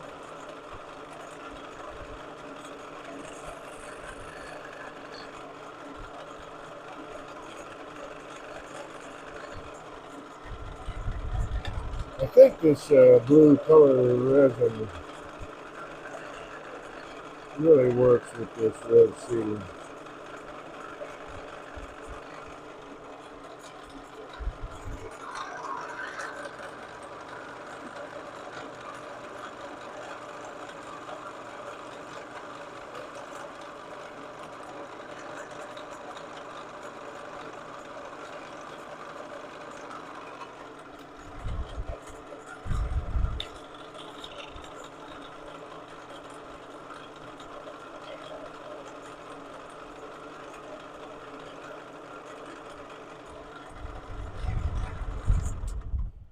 Resin can be pretty cool to work with. Sometimes it can be a pain in the butt.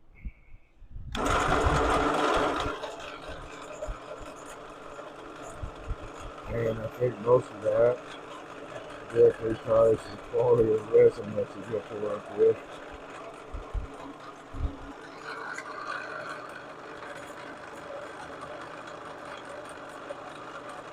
So this resin is liquid glass. Oh good, I want to get a little bit of a flare here, so that's working. liquid glass, and liquid glass turns pretty nicely, I have to say.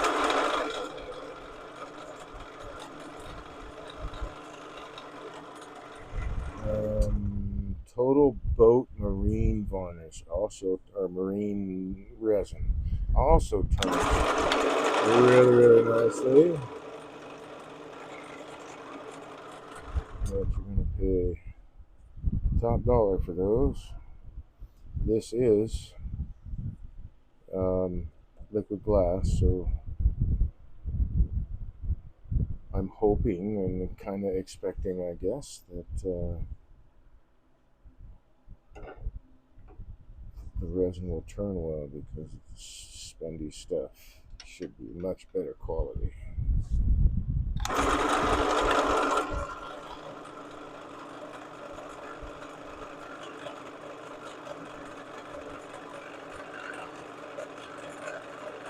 So this is the actual stand, so I don't really have to worry too much about like hand hold and how it would fit in the hand, because this is just the stand. So I can actually add elements, details turned into this that I wouldn't add to the handle, because this isn't.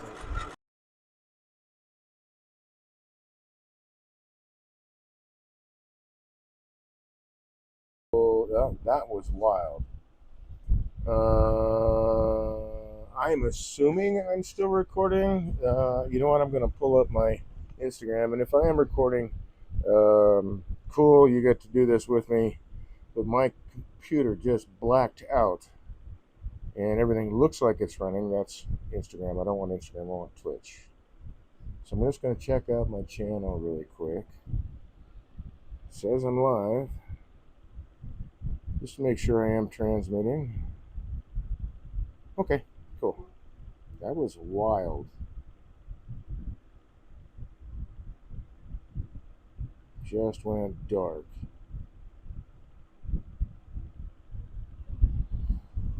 But everything seems to be working. So, all right, groovy.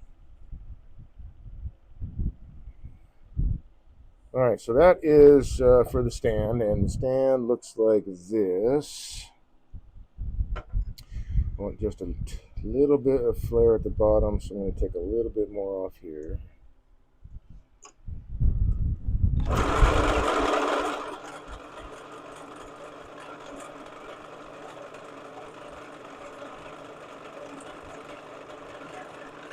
I'm still a little proud of the bushing right there, so I'm not like concerned about cutting into the metal. Actually, right there, I am perfectly flush now. So I'm going to leave it like that. And, all right, because those are flat, I'm going to chamfer an edge here.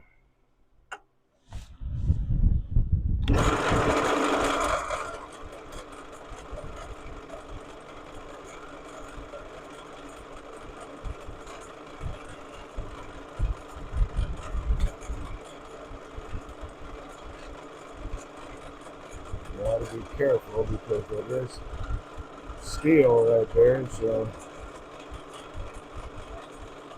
just eyeballing this.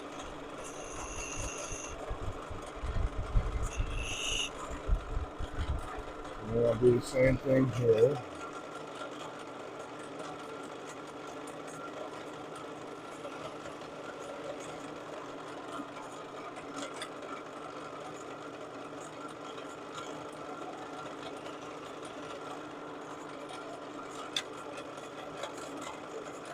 So I don't have to build it up my skew. There we go. Alright, so those little chamfers, well, I need to hit this a little bit more, will tuck in just underneath these little metal roll beads. I think it'll look really nice. You know, on kits like this, fit and finish make a difference.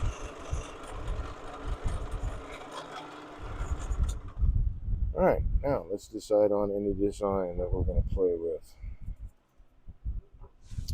And for that, I am going to grab my my spindle gouge.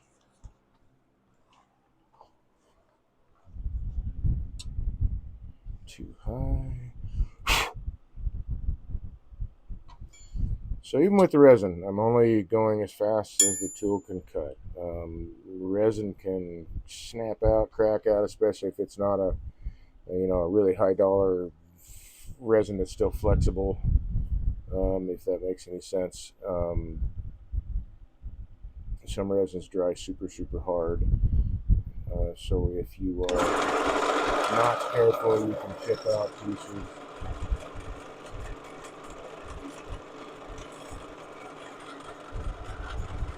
So as with everything, it's only moving as fast as the tool can cut. All right, I think.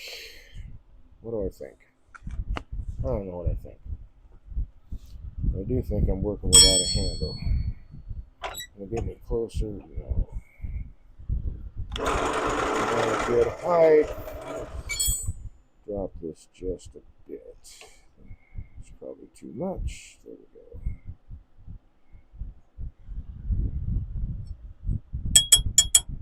All right, let's see.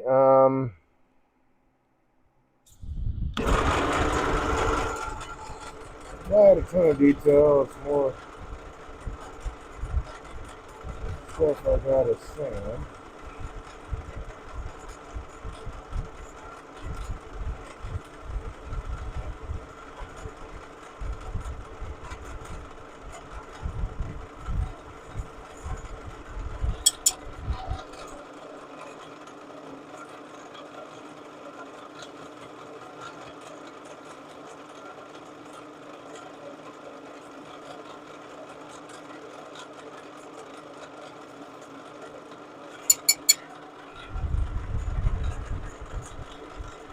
So if I take my time, maybe I won't have to sand a whole lot. And the polish will look really nice. Let's see. That probably won't. Well, you know what? I think that'll be nice down at the bottom. So now I can't go super deep, right? Because I've got that brass tube in there. Not only do I not want to try to cut through the brass tube, I don't really want to expose the brass tube. I just want this material to be visible. So any detail marks I put in there, they have to be a little shallower because of that fact.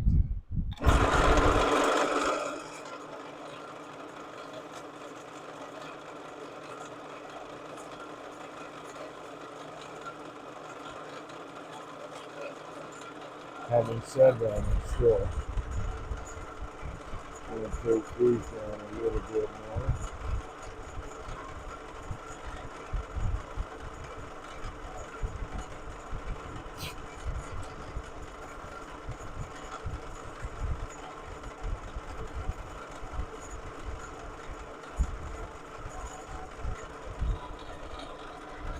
There we go.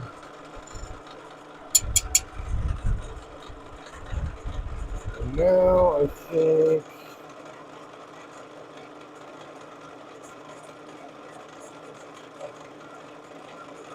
it might look nice. There's a bit of a sphere.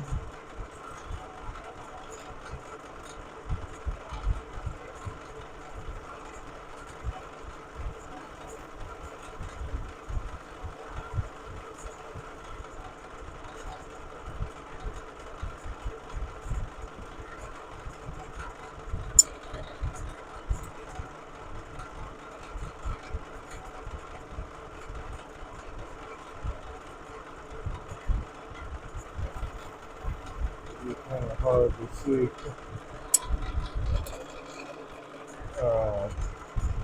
some of these cuts because the cuts are very shallow. There we go.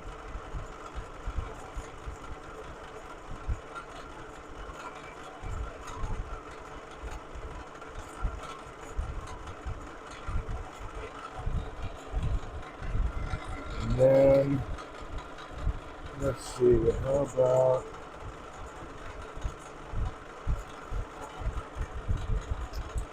we try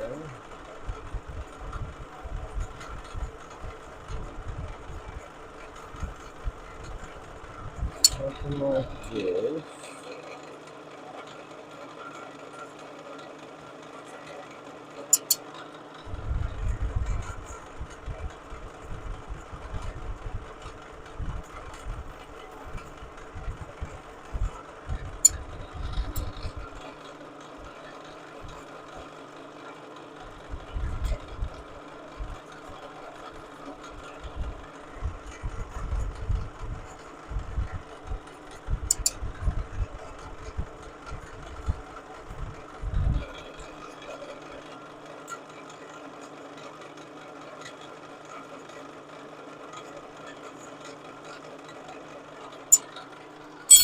This all might be really a lot easier with this way.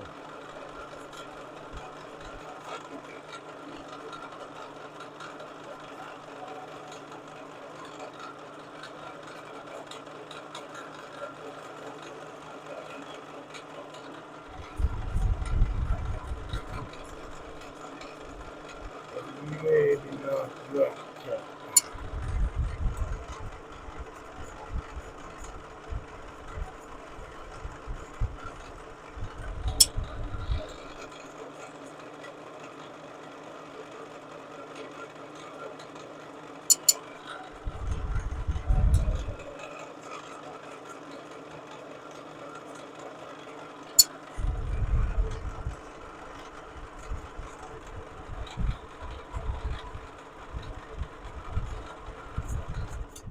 Okay, and then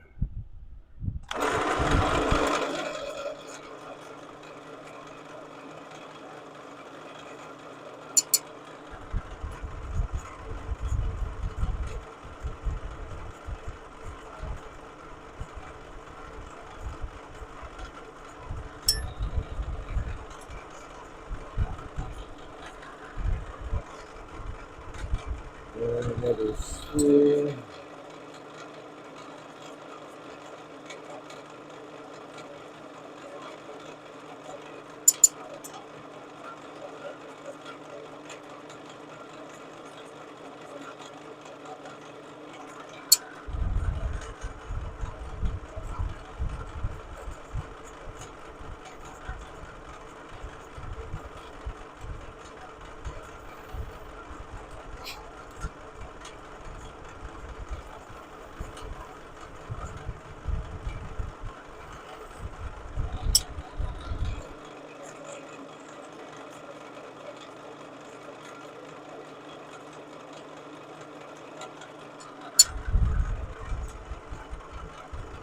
This is really taking a lot of concentration because this stuff is so shallow and small.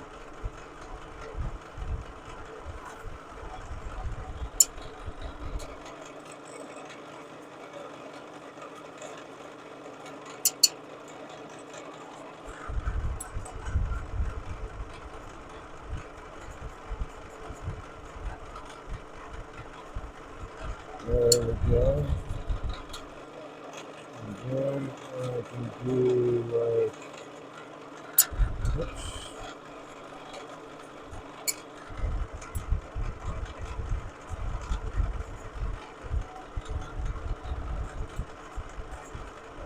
Bit of valve shape.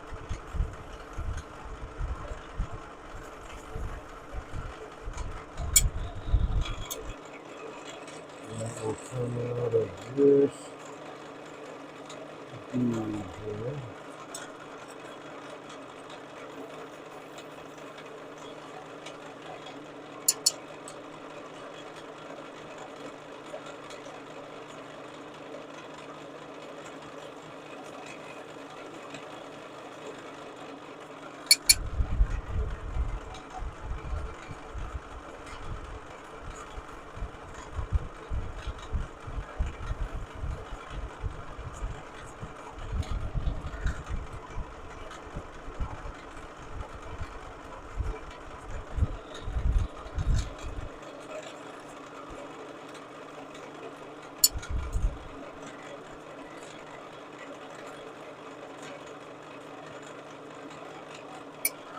there we have it. That'll be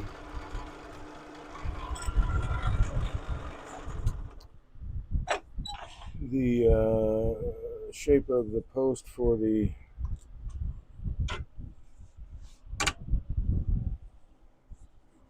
see where it's all resin. Some of the brass color comes through, which will be all right. It'll be all right. It'll add, in theory, some depth to it. So let's see. I need to grab my mask, the 220. Well, no, actually, I don't need 220. Let's go 320.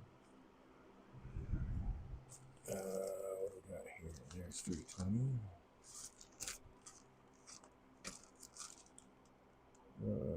You are 220. You are 400. Yes, thank you very much.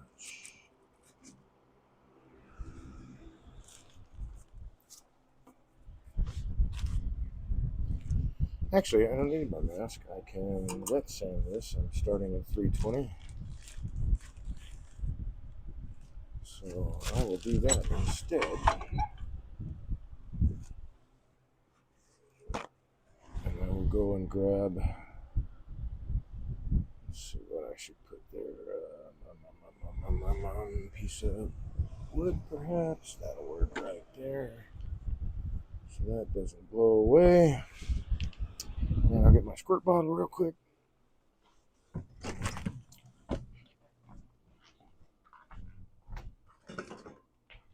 Oh, wow. Didn't realize it was already about 10:30. Okay. 320. So I put the mask away and get it out of there.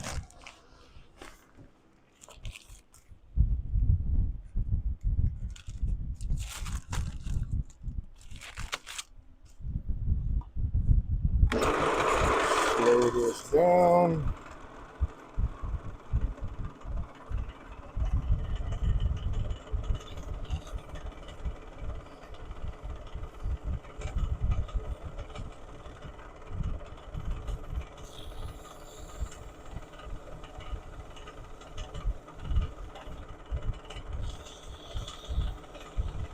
Remember, doing this, don't let the slurry get dry.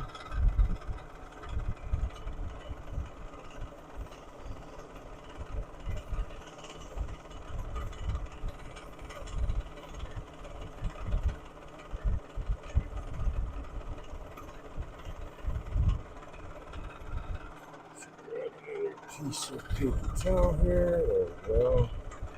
And you can see where I can do a little bit more with. There. It's looking pretty good.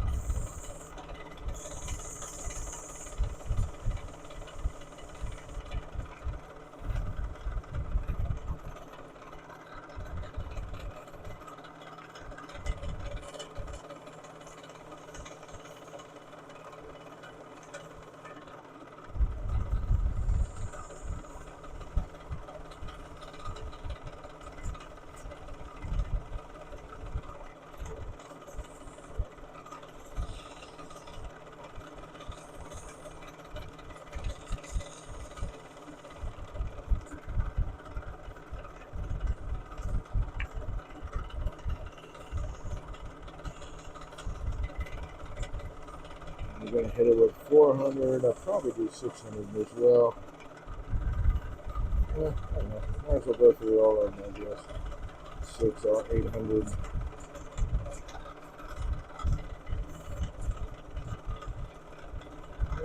A little bit of work right there.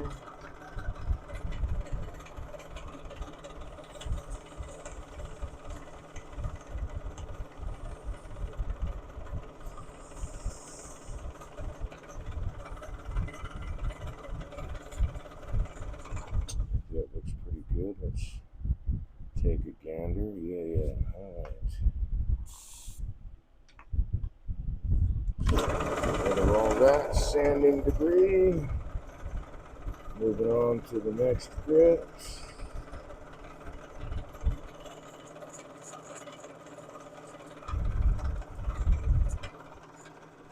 Okay, that was 320. Come on down, 400.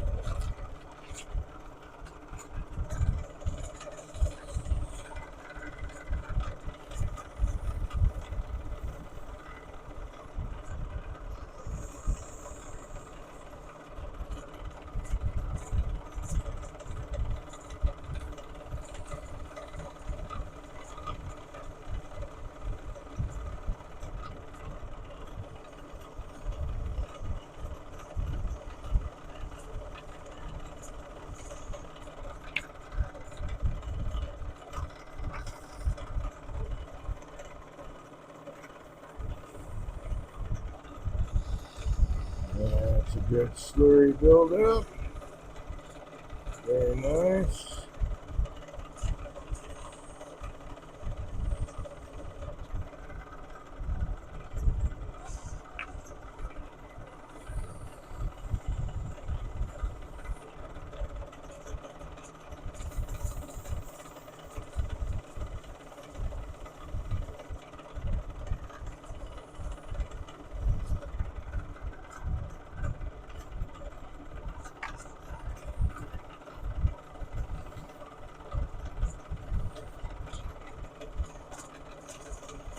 And everybody's aesthetic is different. On I have wet sanded the 2000 before. I've used the plastic polish, but I've also sanded the 220 and done the same thing just to see what it would look like. And with this plastic polish, I mean, you definitely get a better surface. There's no doubt. But you get a better surface sanding to those higher grits. But even at 400, 600, 800, it's still a very, very passable surface. Even at 400, that is really, really nice. I could hit the polish with this on this right now and feel happy. But I'm going to hit this with 600 and then I'll do the polish.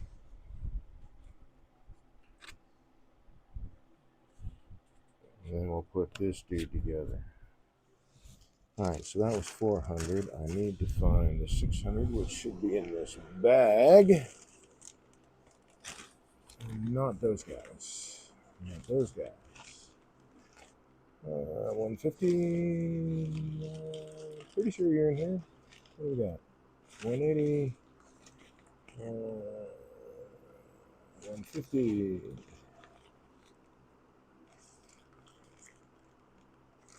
Huh. Where'd that stuff go?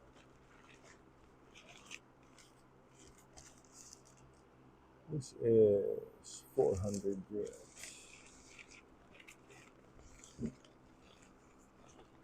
150. 150. What the heck happened to my 600 here? Let's see. I have to set it down right over here then.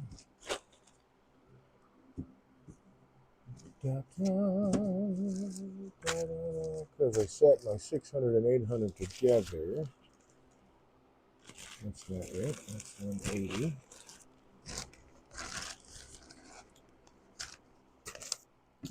Must fell down behind. Ah, that might be them right there. Well, that's the 600 anyway, so it fell down behind the bench. Okay. Very good.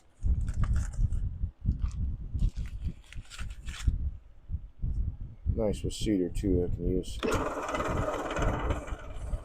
use water and not really worry too much about it swelling.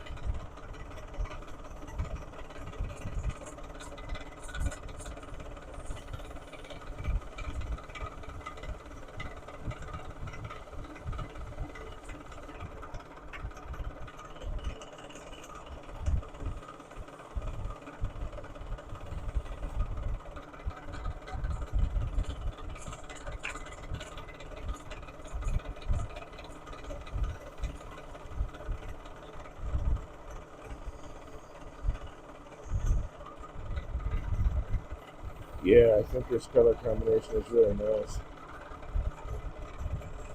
I made a couple of blanks because I was turning an urn for my oldest boy's feline companion. And,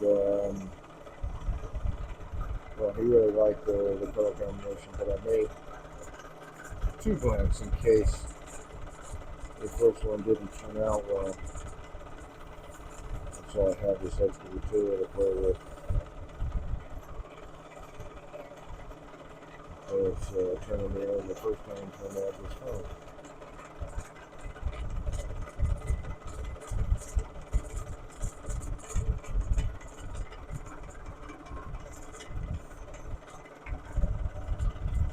So clean all that good off.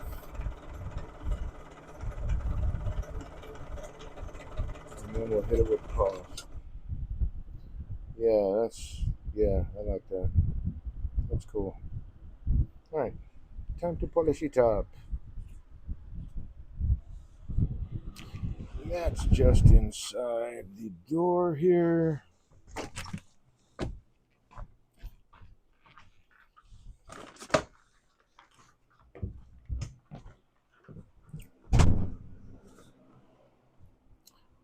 Alright. So let's see, let's set the water. Oh yes, let's set it closer to the computer. I think that is an excellent choice.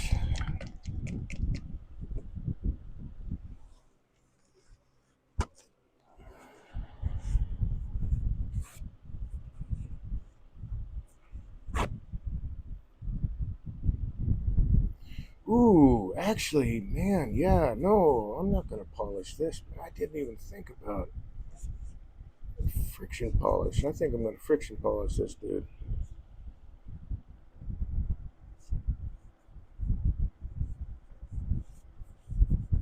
Yeah.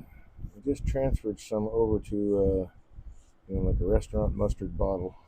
Pretty sure that my friend Joe gave me the bottle.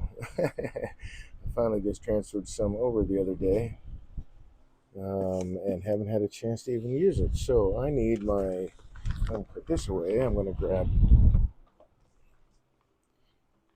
the ass wipe,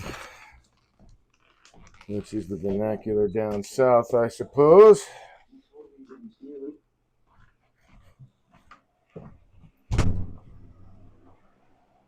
Toilet tissue, whatever. I'm sorry. What was that? Yeah, Joe, you totally didn't steal it.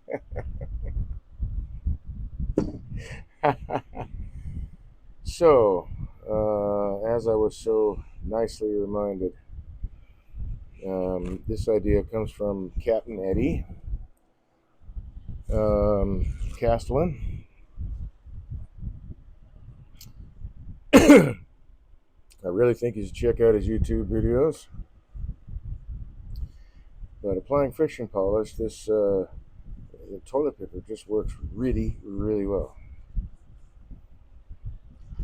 So mix this up.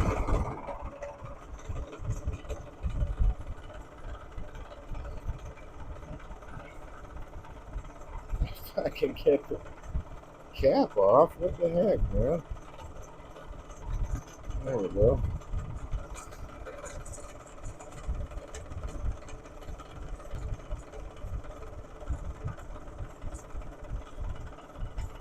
So we'll do this, do that.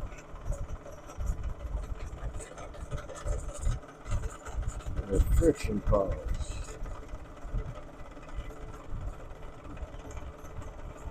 Actually, I'm going to speed this guy up.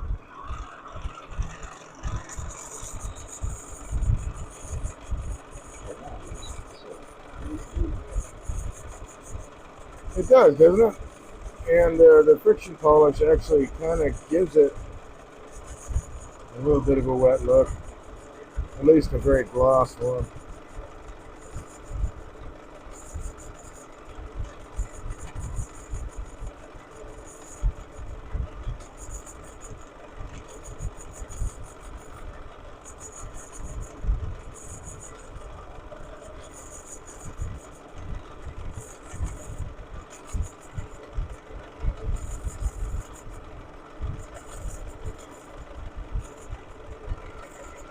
That Western red cedar should really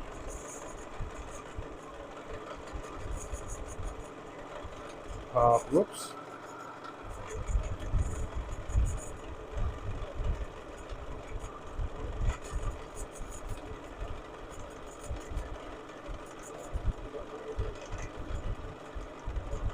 Oh, it must be nighttime. The moths are coming into the garage, which means other insects may follow.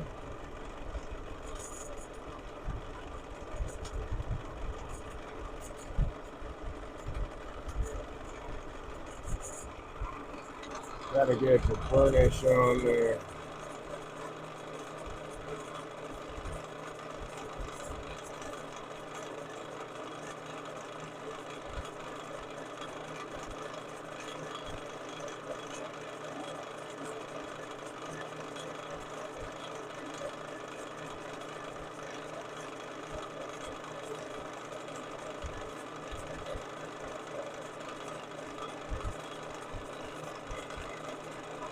Waiting for the heat build up. Just hasn't built up yet.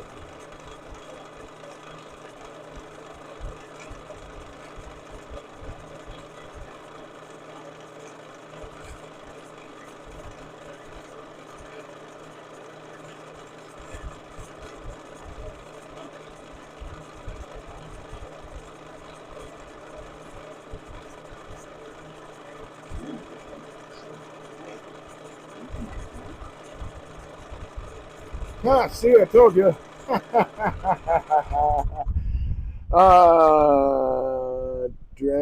Dramignophyte. That's an interesting name. Howdy, thanks for joining the broadcast. No, although I made that comment, I'm doing a shaving kit, which is essentially, a very fancy pen kit. So yeah, I'm doing a tubed brass tube resin hybrid turning. So I get what you're saying. That's what I was saying earlier during the broadcast. It's a very, very similar thing, and people will ask, "No, so you're turning the pen?" Yeah, no, but it's the same thing. Gluing in the brass. Yeah, yeah.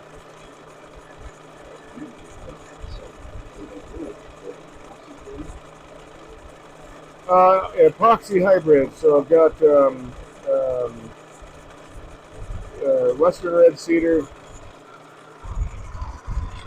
and liquid glass resin.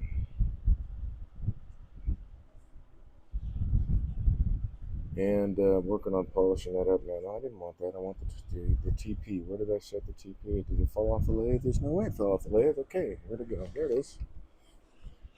Right behind the water bottle.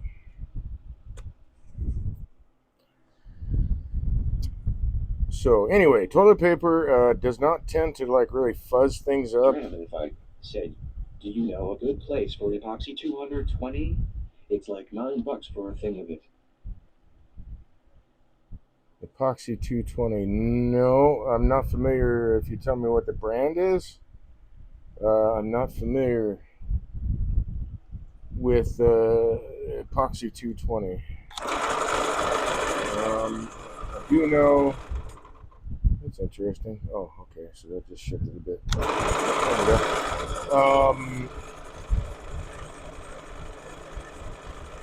Oh man, what's the name of the? Trying to think of the doggone Alumilite. Alumilite makes a decent resin.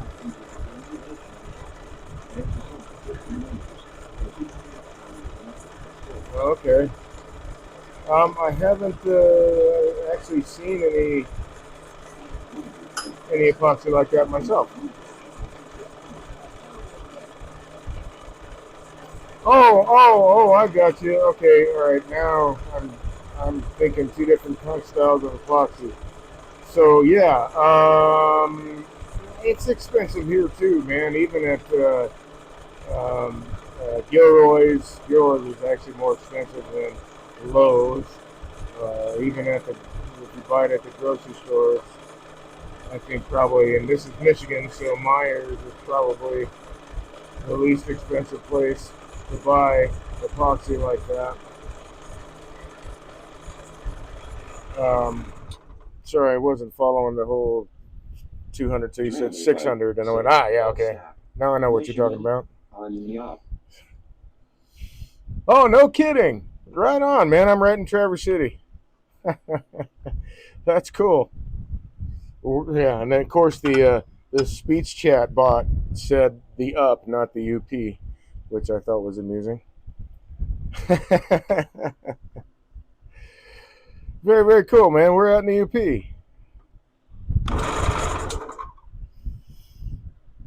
Let's see, I'm going to do one more coat. Oh, nice.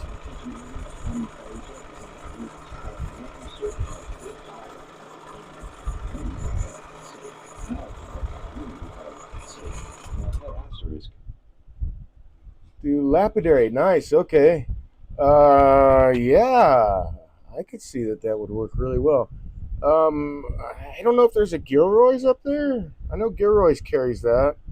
I don't have. I do stuff like that when I want a faster curing epoxy. Like maybe I'm doing a repair or something like that that I don't want to wait 8 days for. The Americans are speaking in code. LUL. Upper Peninsula, UP.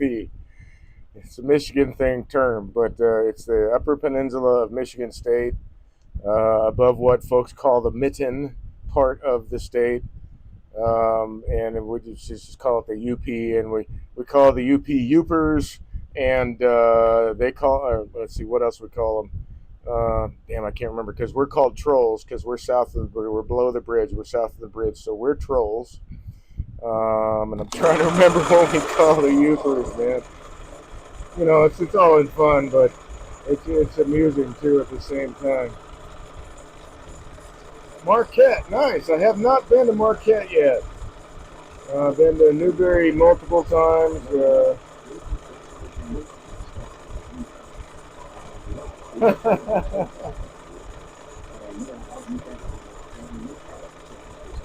yeah.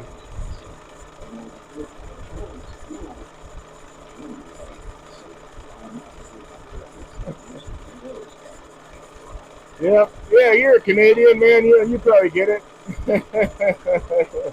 Yeah, we're trolls down here. I don't care. We call the people that come up here for all the tourists. We call them all fudgies because they come up here for the fudge.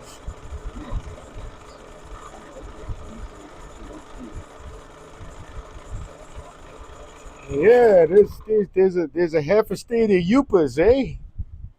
Yupas. Dram if I say. And that is, I also frequently say, I'm almost Canadian. Yeah, right in Marquette. Absolutely. All right, so I'm going to put this dude together. Actually, I'm going to take a little bit of. Maybe I don't have to. Maybe I can just do this with my knife.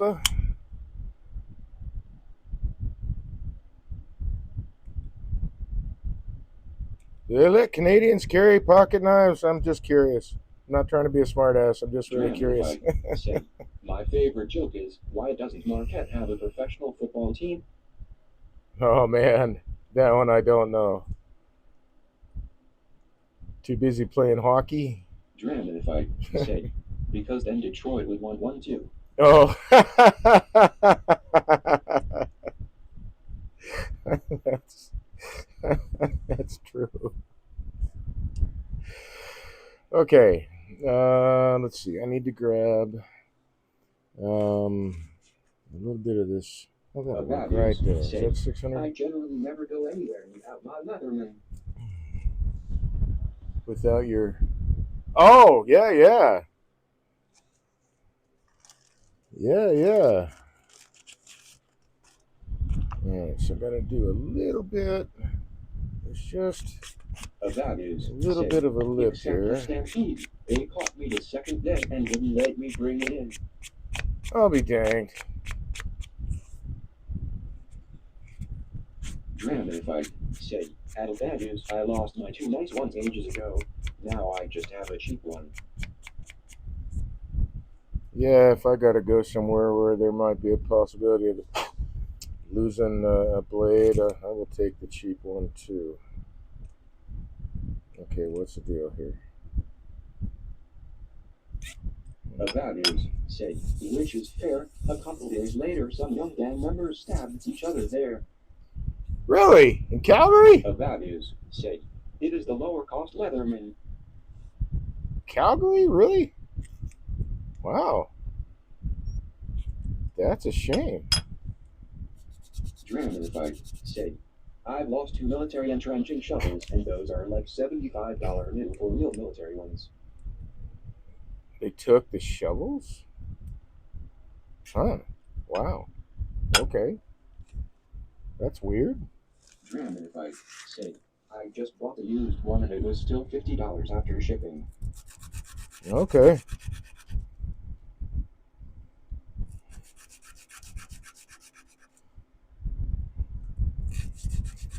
I've got a nice. Dramatified, said, I left them at the mine pile. Bad news, said, I knew I would need it on at the airport and would have to toss it someday, so I got the less expensive one. Okay.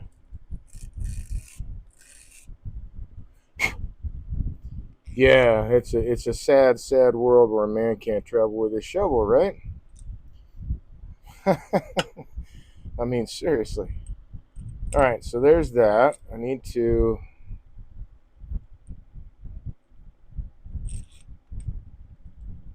set that there, and I need other parts. Ruh-roh. And then I can turn the handle for the razor. I think I'll just do that tonight.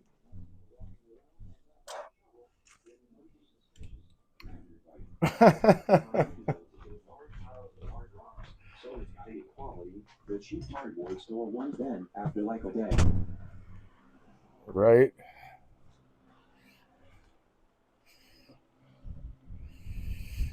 Yeah.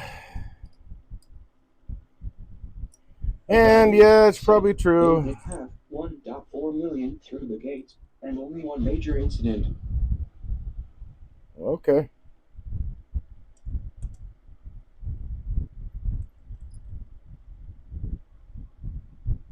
Dramatified, said, and I haven't managed to find float copper yet, but when I have gone, it eats through tree roots like no other.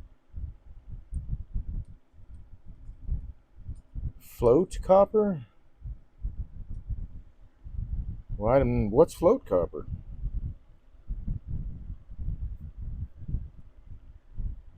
I'm curious. I've not heard that term before.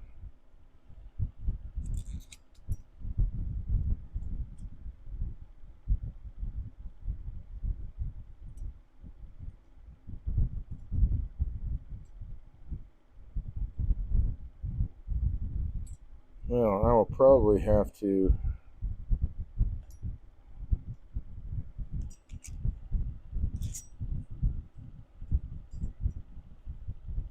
put some thread lock on here so that it will actually thread.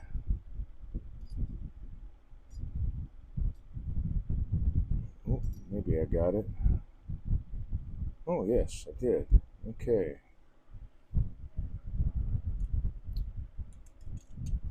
So I've got the brush handle on that done now. Now it's time for the. I don't know how they sit. I don't know. I clearly don't use a razor. I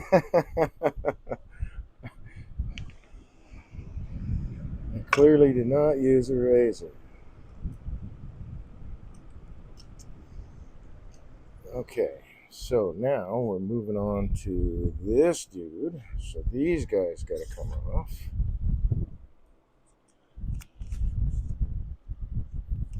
I can't remember which one of these. I think might be the handle ones. Nope, it is the.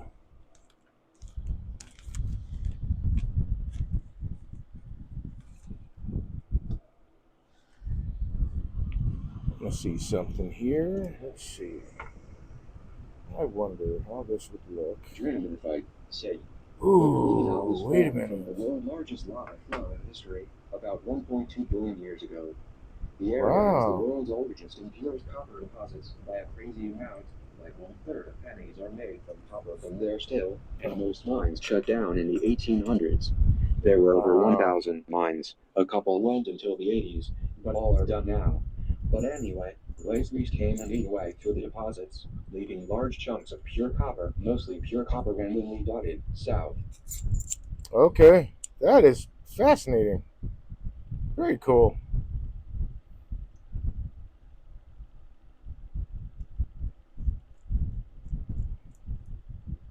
Ah, there we go. I think that is a better choice.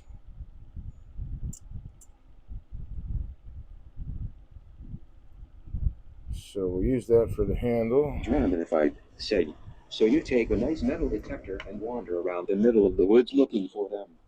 Some have been found weighing as much as upper. Okay.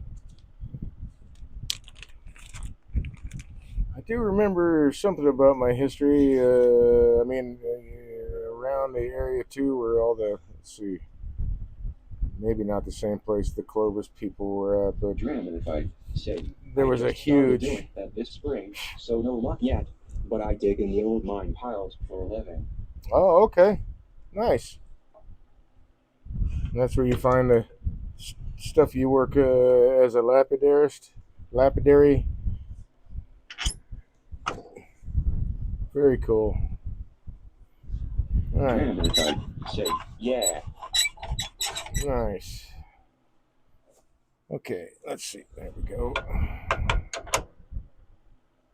Now, let's make sure we're not at the right height. There we go.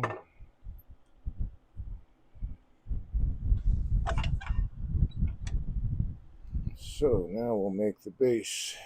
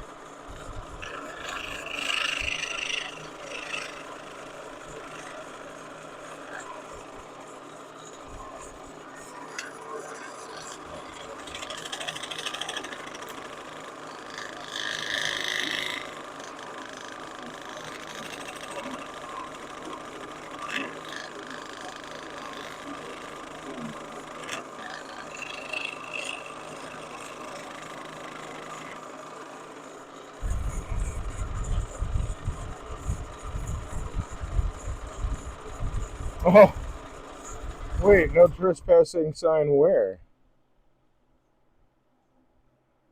But that's hate. Dramatified said, but technically, all piles are like that. They just don't put up signs, nor actually care.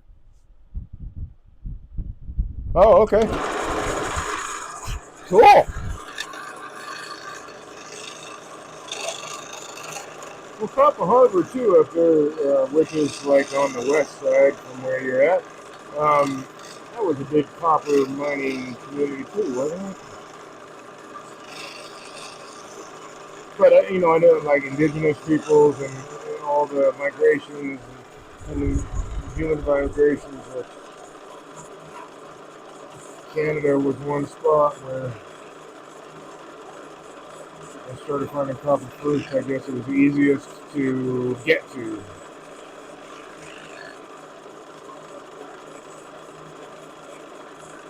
Huge trade in it.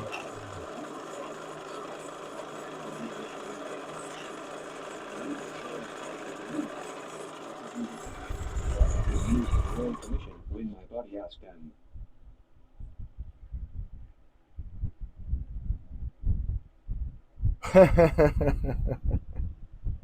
Okay. Maybe he's trying to have it all for himself. Who knows?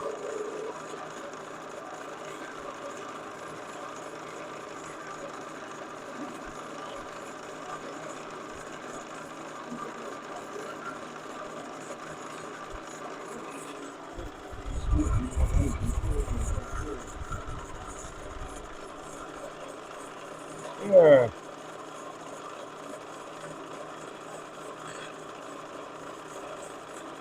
I think we get the Toski stones and stuff like that.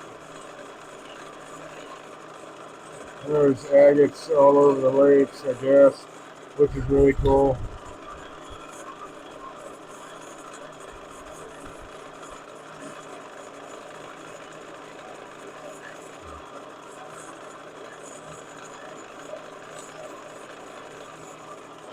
I mean, I haven't lived here my whole life, so I'm always learning new stuff about Michigan, which I think is pretty amazing stuff. Well, if we can just keep the water clean and hell, the air and the soil too, hey? also fields that are mostly silicon and charlotte stone. Nice.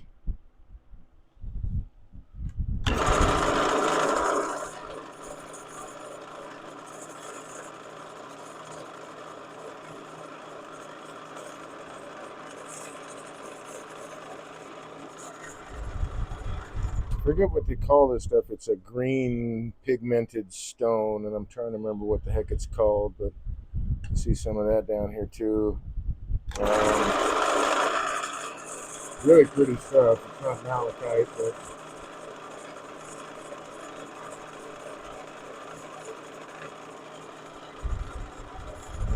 I do have friends that are kind of into rocks now and again. They do have polishing equipment and cutting equipment, stuff like that. They're not like professionals, like lapidarists or anything like that, but they do collect stones and process them when they get the yanas for it. All right, so I'm going to flare this one also just a bit.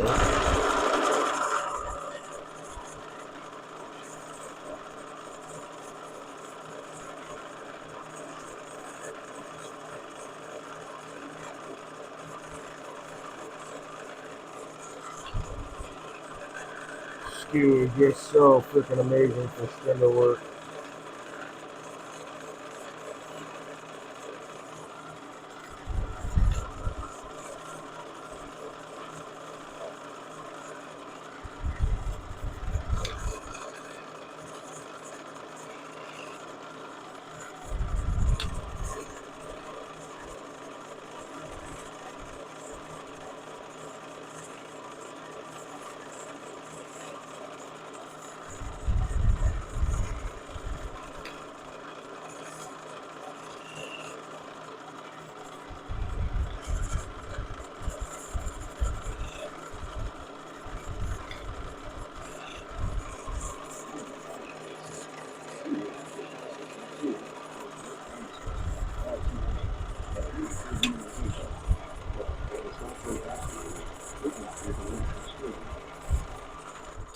Oh, thank you very much. Yeah, good luck. I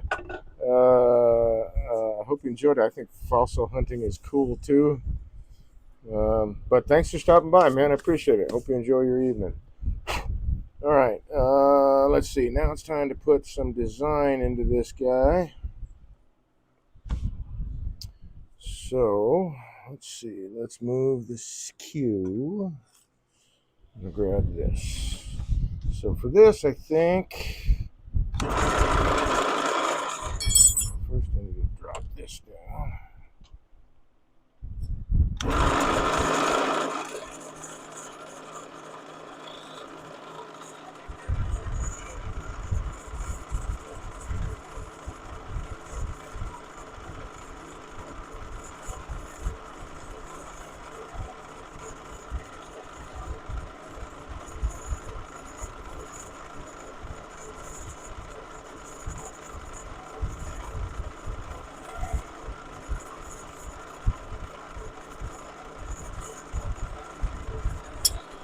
No take backsies on resin turning, man.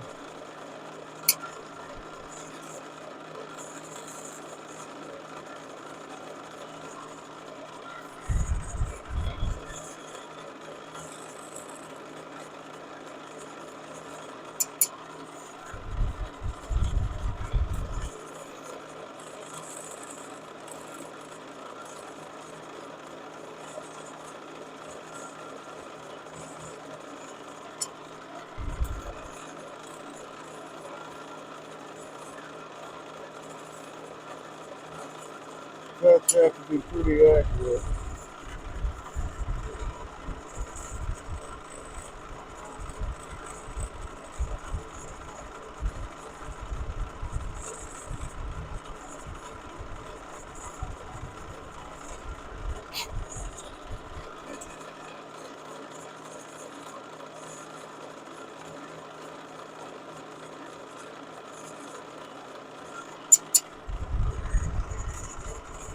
And especially, realizing that these are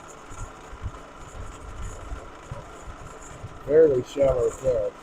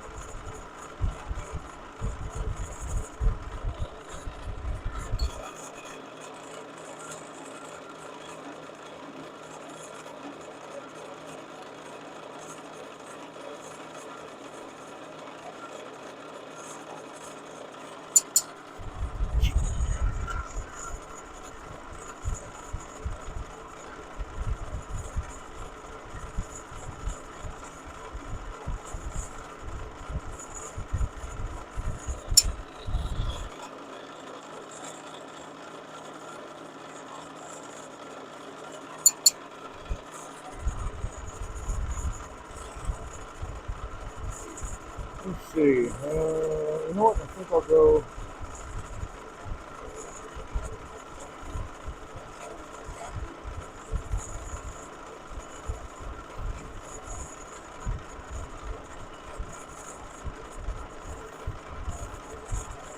Another 3D.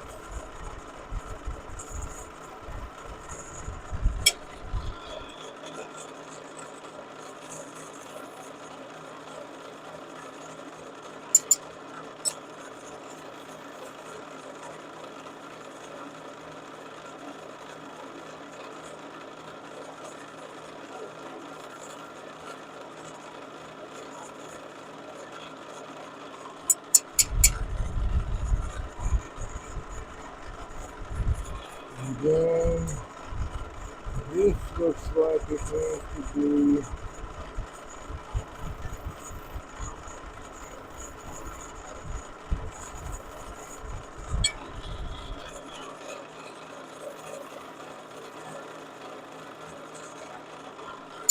Cove with another swirl.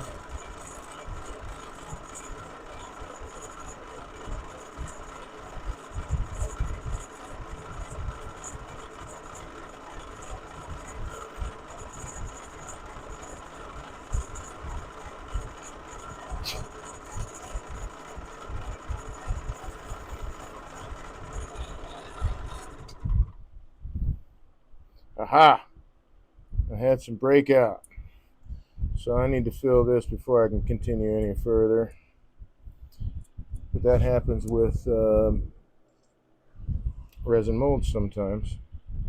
You get an air bubble that you're not aware of. I definitely wasn't aware of this one. So I will mix up some epoxy and fill this and come back to turn it when it is set. I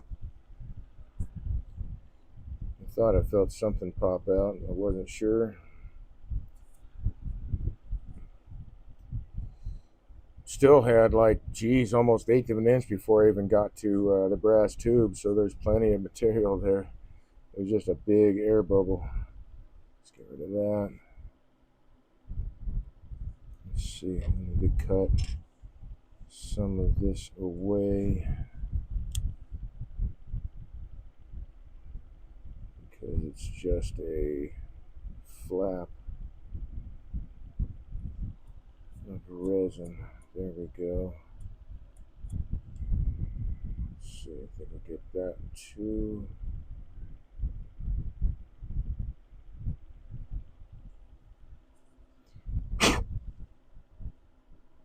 Oh, is that also a flap? Yes, it is. Cut that. I'm calling a flap. It's kind of like flashing on a, if you ever built a plastic model, the flashing um, in between parts. It's basically what this looks like with that air bubble in there. It's just the skin of the bubble, so to speak, but now it's all cut away and cleaned up. So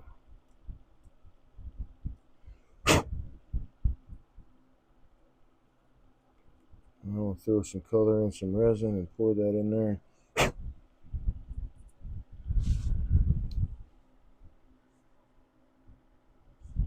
All right, so that wraps up this particular broadcast. Almost got there. Almost. Okay, gotta move this and this. Let's go to that guy. Turn that off. All right. So we got a nice stemmed platter finished. We got the razor handle done, and I actually have done the shaving brush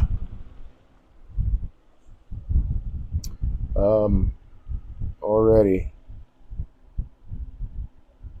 and the brass coming through this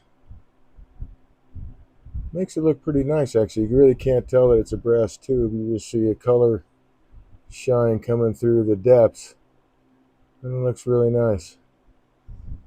So that's the razor. If the lights, I don't know. Let's see. Maybe I can kind of block the light a little bit, sort of.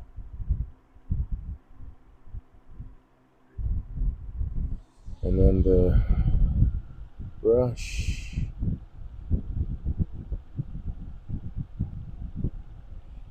So this will be a nice set once it's all set and done. And you can, if you're interested in this set, it will be at the next art shows until it sells. So it'll be at the Crooked Tree Art Fair Saturday at the show there. And if it doesn't find a home, then it will be in Sutton's Bay. But don't wait to Sutton's Bay. If you'd really like to have it, come on out to the Traverse City Art Fair. Somebody else might pick it up too. All right, so thanks for joining me, folks. It's been a great Twitch Tuesday. I most likely will not be broadcasting tomorrow night. Normally I broadcast Tuesday and Wednesday evenings, but I've got a show coming up this weekend and a show next weekend, so I'm packing for both. And I would like to have the extra day. So I won't be streaming this Wednesday, but I will be back next week, Tuesday and Wednesday, 8 to 11 Eastern Standard Time. For those who may have came in late, my name is Dave. I'm a woodturner. I started turning as therapy for PTSD, and I found out that I had a knack for it. I fell in love with wood turning, but then I also fell in love with teaching it. So I started this channel to become a better teacher, a better demonstrator, and of course a better turner. It's more practice time. That is the secret sauce. There's no side loading game that you can play to skip levels or whatever. Man, it's all practice. You got to practice to improve your skills, and you got to have competent instruction. So Anyway, I started that channel for those reasons, for education, to become a better turner. The more I talk to other turners and help them with their skills, the more it gets re-cemented into my own head. So it's a win-win all the way around. And I'm just really fascinated by wood turning anyway. So and bees, it turns out. So thank you for joining me on this Switch Tuesday. I hope that you stay friendly, and I hope you enjoy the rest of your evening. And I hope to see you guys next week, Tuesday and Wednesday evening, 8 to 11 Eastern Standard Time. Take care. Enjoy your evening. Enjoy the weekend. Well, I guess it's only Tuesday, so we got a couple of days before that, but perhaps I'll see you Saturday at the Civic Center, Traverse City. If not, maybe Sutton's Bay, the art show there, August 2nd and 3rd. Thanks again, folks, and good night.